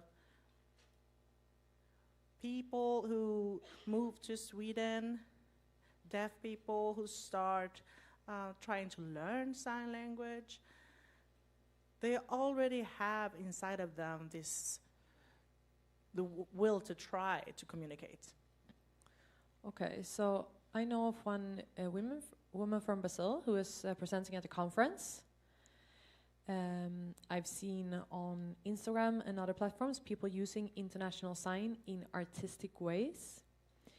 And international sign is spread now around the world. And I think there's a lot of copying being made. The languages that we use, why we choose the signs that we do in international sign is interesting. I think that some of them are understandable, global, and others are not. So I think also, so we are always adapting, adding new signs, and stop using others. So maybe in the future, international sign would be more standardized and the art forms will be more similar. Yeah, that's interesting what you just said. What I'm thinking about is how in our everyday lives, in how we adapt, how we calibrate in our own communities. How well we are understood by the receiver in a conversation, and why we choose the signs that we choose, because we do this calibrating in our everyday life as well. It's not only in international situations, and maybe it's easier for people to communicate if they use that more. Yeah, like it's done at a Kleinold festival, for example. And among deaf children, we also calibrate when we're talking to them, to their level. And compared to when we're talking to an older person, an academic, we calibrate on what languages to use, what signs to use, according to who we are speaking to. So if we're talking to a younger person, we would accommodate their way of speaking. And if I'm not the same as the person I'm talking to, I would be aware of that we have a different level of language. So we do accommodate all the time.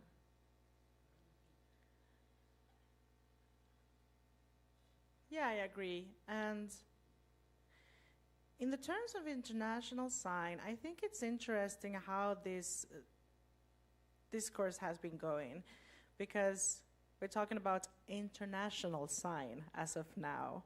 We're not talking about sign language, international sign language. We do still have the different national sign languages, but international sign is something else. And I mean, Nora, you were talking about what makes that it is not a sign language. And I mean, we do have certain international signs that are adapted, but depending on the regions or environments where you live. But I am a bit curious about how you guys how you guys think about the topic of the international sign being international sign versus a sign language. Well, that's a huge political questions, I think, because talking about international sign language would then be a question about for whom. Within Europe, we have the opportunity to have international meetings quite a lot, but international sign language is not inherited normally. Sign languages are not inherited from parents normally. We do have other thoughts about sign language within Europe, where there are still a lot of lobbying doing to recognize the national sign languages. So if we focus too much on the international sign language, maybe there will be an overlooking of the national sign languages, because they are also very important to recognize and to value. So I think that that's an important question, and I think that we need to look at the different definitions. Yeah, and for example, when we are talking about poetry and this kind of artistic expressions, we might find examples from Brazil with this sign, for example. Sorry. Oh yeah, that's right, that's the sign. And this sign. Why do we use that classifier instead of the other classifier? And is that collectively accepted? Is it because we find something more beautiful than the other based on the environment we are in?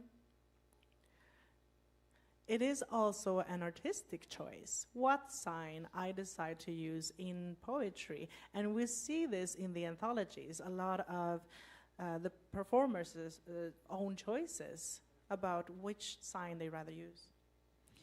And I think that in sign language arts have their beauty, and other linguistic expression has their beauty. So I'm from Ireland, and we have some signs that use letters a lot, and other sign language had other features that has been influential for the sign language at Ireland. And I think that when you see the artistic features of the language, I think you realize that it's important to recognize all sign languages and to value them all. Yeah, because if we just let it be and see how things develop naturally, I mean, that's something we can do in the artistic form. People will add whatever they might like.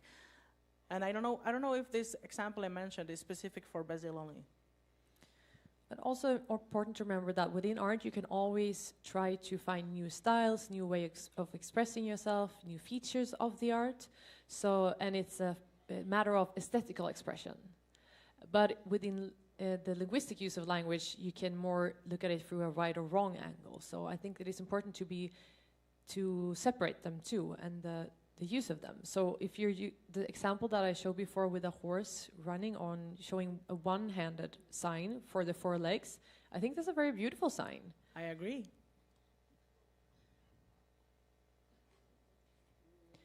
And yeah, so it's a beautiful variation of how to show that a horse is galloping. So the variation of sign languages gives us those aesthetical variation in arts also. But back to the question that you asked about international sign or international sign language. It is a political question, just like Nora said. I do agree with you. And I think if you also not thinking about the political question is also political. So it will be political no matter if you want it to be or not. And it's a complex question. And it is complex because we have deaf people from different nations. And when we talk about this question, we don't have the same opportunity that hearing people have. Hearing people would not use one international way of communicating that would be a mix of different languages, but they would use English rather. And I think for us, this is a complex question. And there are also a lot of opportunities within this. Yeah. And I mean, when I traveled to the US, I think I spent a week there. I remember spending a week there, and then I went back to Brazil. And I was just signing and expressing something that I signed as this. I used this and these signs. And I realized I was using hand shapes that actually weren't used in Libras, but were instead influenced by ASL. For example, this shape for the heart, and then the shape. A lot of the hand shapes I brought back with me, I suddenly realized I was using the form that is actually used in the US, and I intentionally brought it with me and started using in Libras, maybe as a way of an aesthetic form to aesthetically influence my language. Yeah, that's a good example. The heart shape, it's an artistic way of expressing the shape of a heart. Yeah, and it's just easier. Yeah, I think it's interesting. But going back to the art forms, you have had your presentations here today on different perspectives. The linguistic perspective, we have on depicting verbs that we use in everyday language and in art. We have heard about the collecting of data in Brazil and the research that is going on there. And I would like to ask you what you see for the future. What needs do we have for future research within the sign language arts field? What do you think?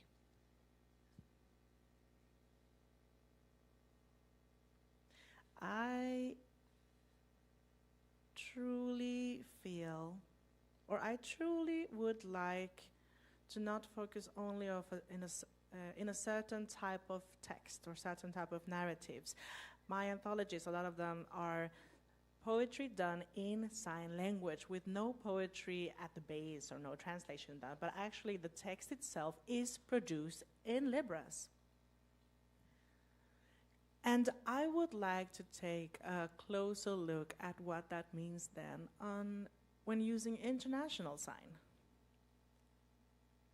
Because I think the same could happen with other languages producing their own poetry. So I would like to have different anthologies and compare them.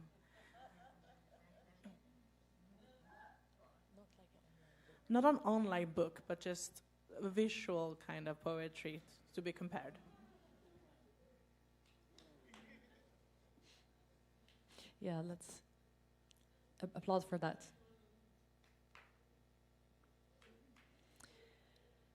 I was thinking about a meeting that I had here in the break with a woman from South Africa sitting here in the audience, Atia. I think it's very interesting when we talk about visual vernacular, which I think is fascinating.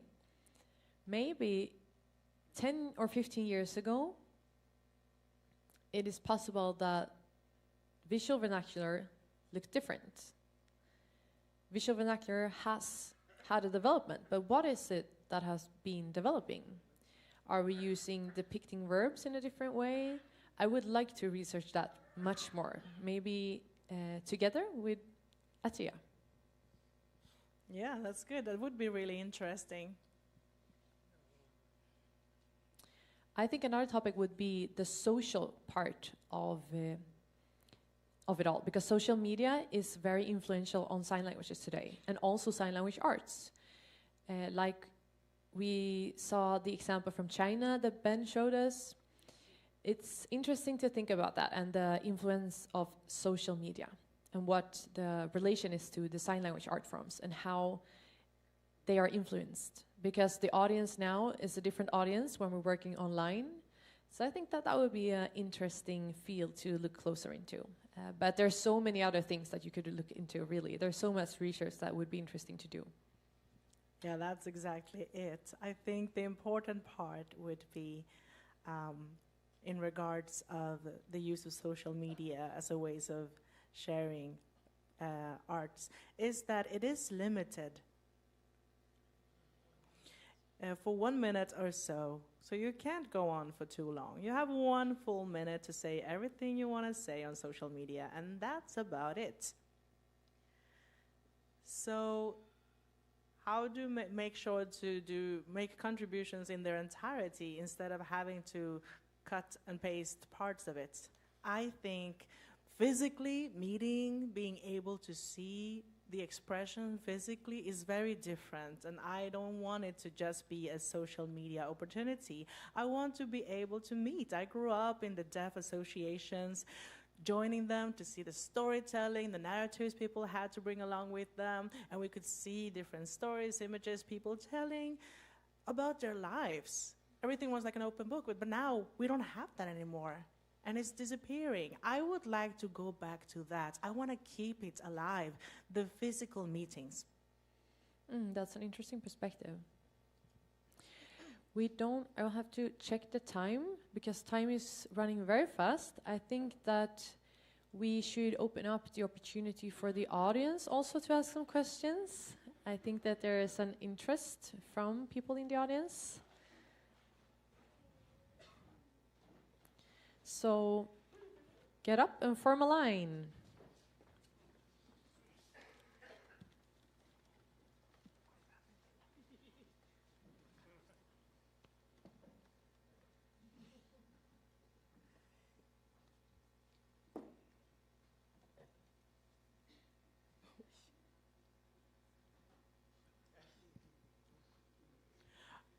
All right. So great presentations. I wanted to talk to, I'm Florian, and I wanted to talk a bit about humor. I think your presentations were lacking in humor. I think there is a lot of humor in the visual vernacular world.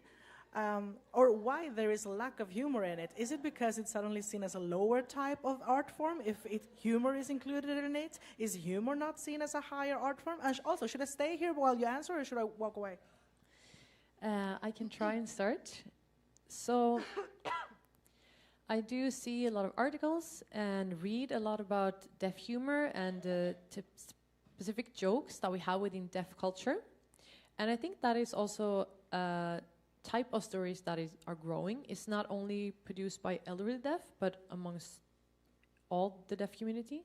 And I think it is a part of our history that deaf people do tell jokes about the deaf experience of living, because the deaf experience of living life is limited. So one example would be that when I start research on stand-up, how deaf people express stand-up, and how they do it within the hearing world. That is a research that hasn't been done before. So I agree with you, Florian, that we need more focus on the humoristic art form. And it's not because it's not a lower level of art. I don't think that. But I think that we have a lack of research in a lot of areas. So what we need is individual researchers that are interested in this certain topic. And I think it is important to know that stand-up is not something that have been performed within the deaf community for a long time. It's quite new for us, so I think that research will come. I also think that just humor, comedy and visual vernacular is not something that is separate. It exists. I mean, we have seen that since many years ago. We have seen a lot of visual vernacular performances with a lot of comedy in it, especially when it was new. And also, yes, it has been developing. We do know that. But we do have different genres within visual vernacular. I think comedy is just one of them. You can create a new genre. You can create a new genre. And Ben... Yeah, I just want to agree that it is a lower art form, I would say. No, I'm just kidding. Of course not. I would like to comment just about comedy. How do you sign? Okay, you sign it like that. Okay. Okay, there are different signs being used. You could use the Swedish sign also. So I think that's a part of our everyday life. I think deaf people have always used comedy, and stand up, of course, is a different form of expressing it. Then you interact with the audience, and there's a bigger interaction doing, and it's so I think that's something new. I think it will grow in the future. I remember at the deaf clubs, normally we would have like people interacting with the audience in a way that you have to listen, you have to focus on me. But of course, it's not a lower art form. It's not. It's just as exquisite as the other art forms. Thank you so much. Yeah, and then what are we talking about? It's about a way of elitism. Are we talking about a way of elitism where humor is not seen as good enough? No, of course. We have comedy in it, and we have different ways of using comedic effects in visual vernacular, as exaggerations, for example, and others. So we do have a whole lot of comedic elements and in a beautiful ways in the different performances we see. So there are possibilities, and maybe we should bring it up to the front. Now, next person. Hi, my name is Lorenzo. I'm from Italy. I have a question.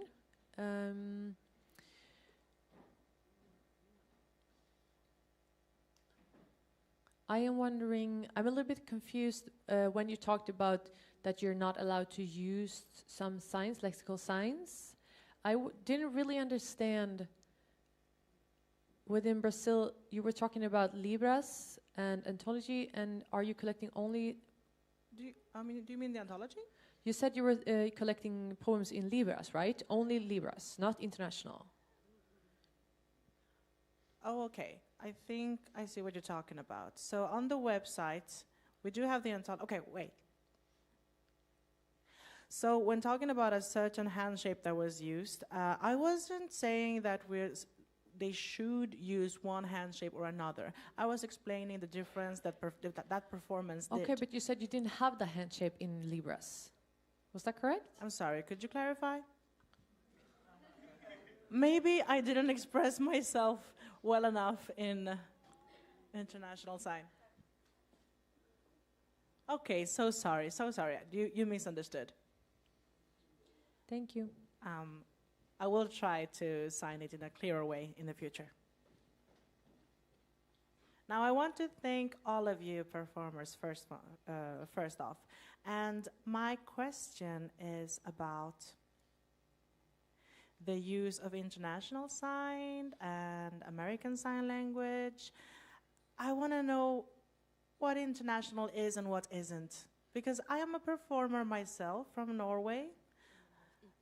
My name is Ipek, and when they talked about the sign for crying, that's a sign that the performance, crying hands, that's something that I've used before. I mean, we do have certain signs, but looking closer into international sign, where does the limit go, and where do I find the signs to actually use in the international sign? It's locally, to what levels do I adapt? And do I use signs even though the audience doesn't understand them? I think that this was only one person's opinion in the video. I think that's important to remember. And that's about for the meeting, for example, when people talking about, well, that's more ASL or that's more international, and I have a hard time understanding the differences, and especially in the performances, because what we're looking at in the performances is the storytelling, and specifically in visual vernacular, sure, you do have, you made the differences of having a deaf audience or a hearing audience, so I am really interested about what should we think about in this specific audience. Are there certain signs, are there certain talented performers that shouldn't be allowed just because they sign this way? We have had I've had shows in hearing talent shows in which a hearing person has to interpret to speech everything that I am saying. And in those situations, my language is going through another channel.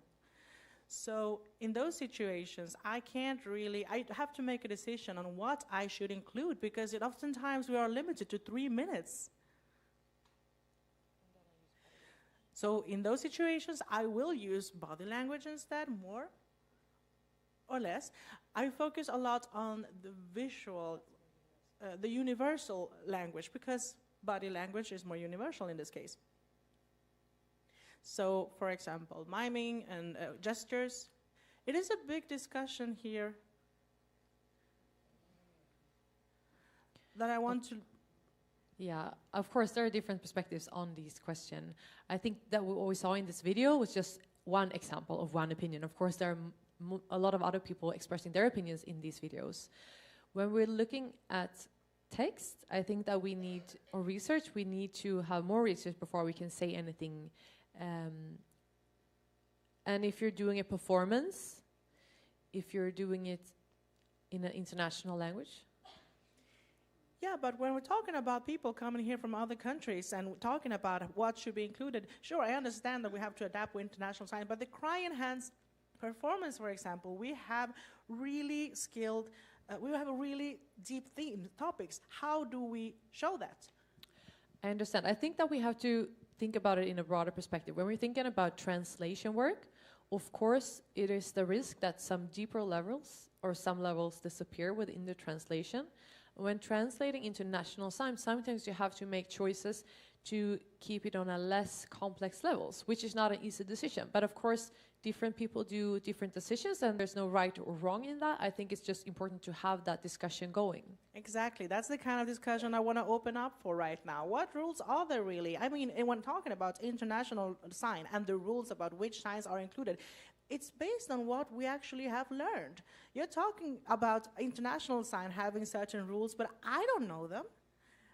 If I understand you correctly, that is. No, that's true. I want to be able to come here, to be able to just experience and see all these different signs, and then be able to still tell someone else about what I've seen here.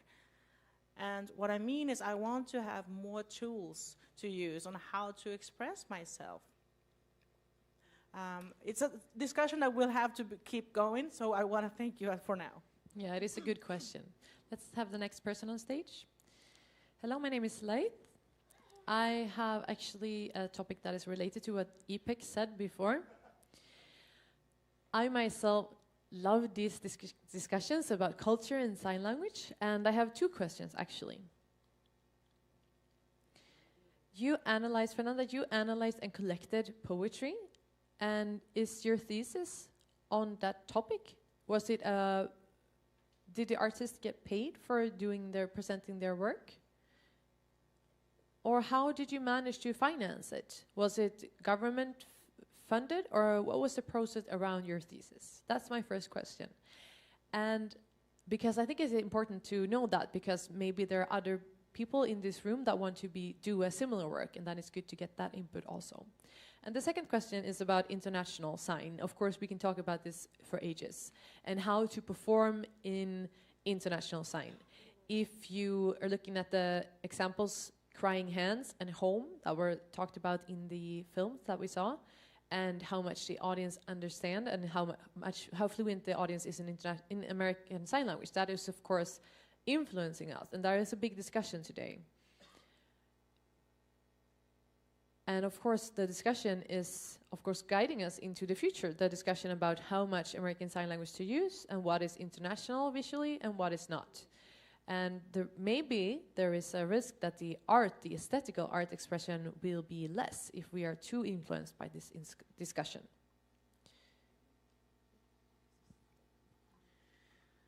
All right, so how I was funded for this work was through my employment at the university. So I could count on that because I was employed there. And the teams also were people employed at the universities, which means it was funded that way. Through teaching, they have certain amount of teachings. They have hours of teaching and hours of research included in their employment. And that's what I was counting on as well. And when traveling and visiting the different teams, that was counted into the research. So everything, was accounted for my work. We had to document the different travels, the plannings, and the different websites for the different universities. So it had to be everyone would do it within their own work. But the planning and the execution of this took 3 years. Okay, I understand. I don't know, Stockholm University, Krister, maybe you could do a similar project? I don't know if I'm supposed to answer as the conference year. I mean, there are possibilities of us doing a work such as that. I mean, Nora works there as well. How many? I mean, yeah, 30% can be covered by it. 30% is not a lot.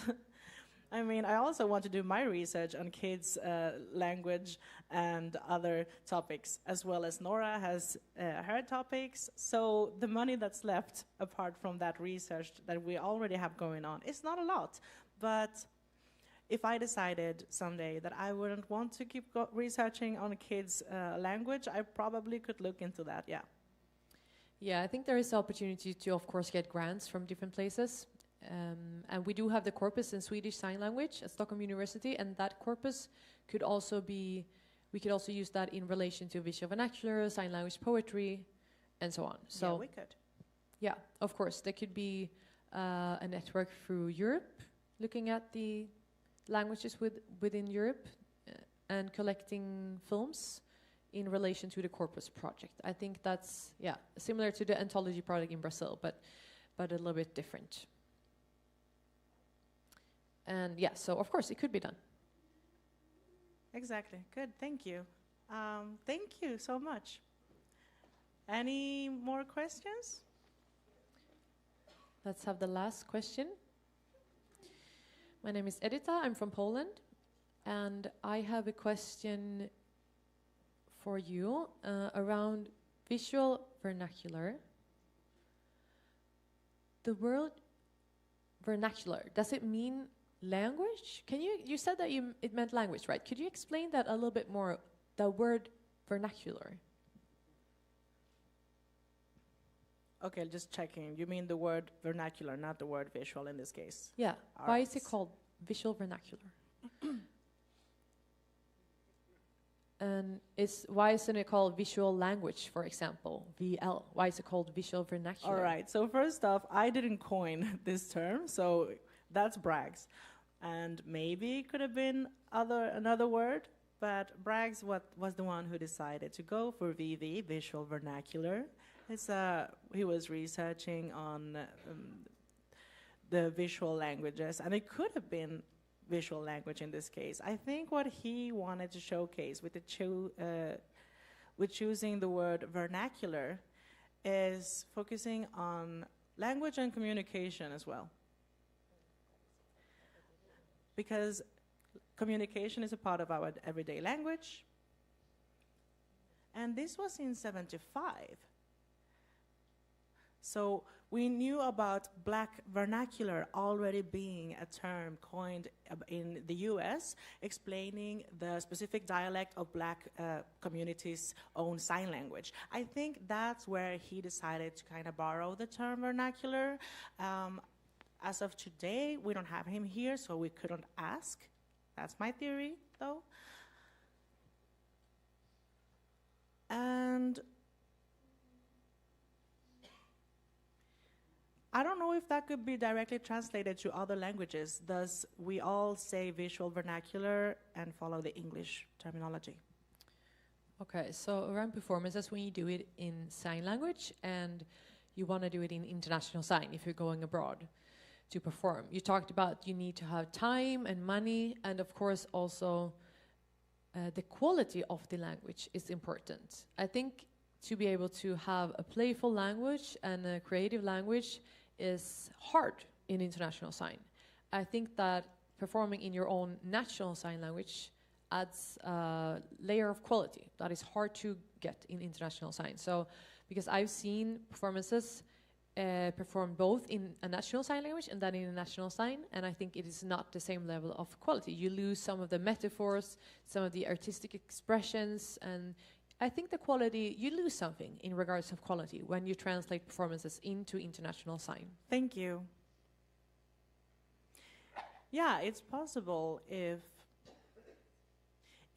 international sign had its own art expression. Sure. Okay. Thank you for your questions. We are now about to close the seminar. I first of all want to thank you all for being here, our presenters being a part of the panel, and all of you being here and asking questions. Thank you, all of you. Good job. Oh, sorry. Now I will let Mindy get a word in. You get the closing remarks, Mindy, and closing everything off.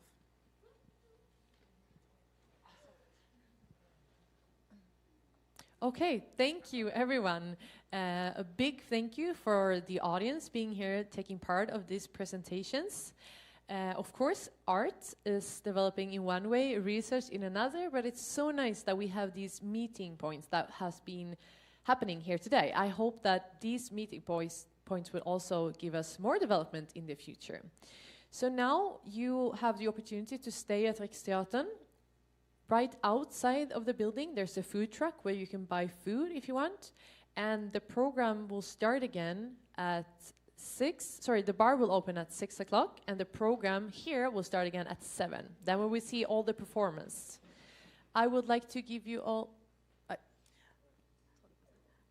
I would like to give you a small present, a token of my appreciation for letting me be here today, Riksteatern.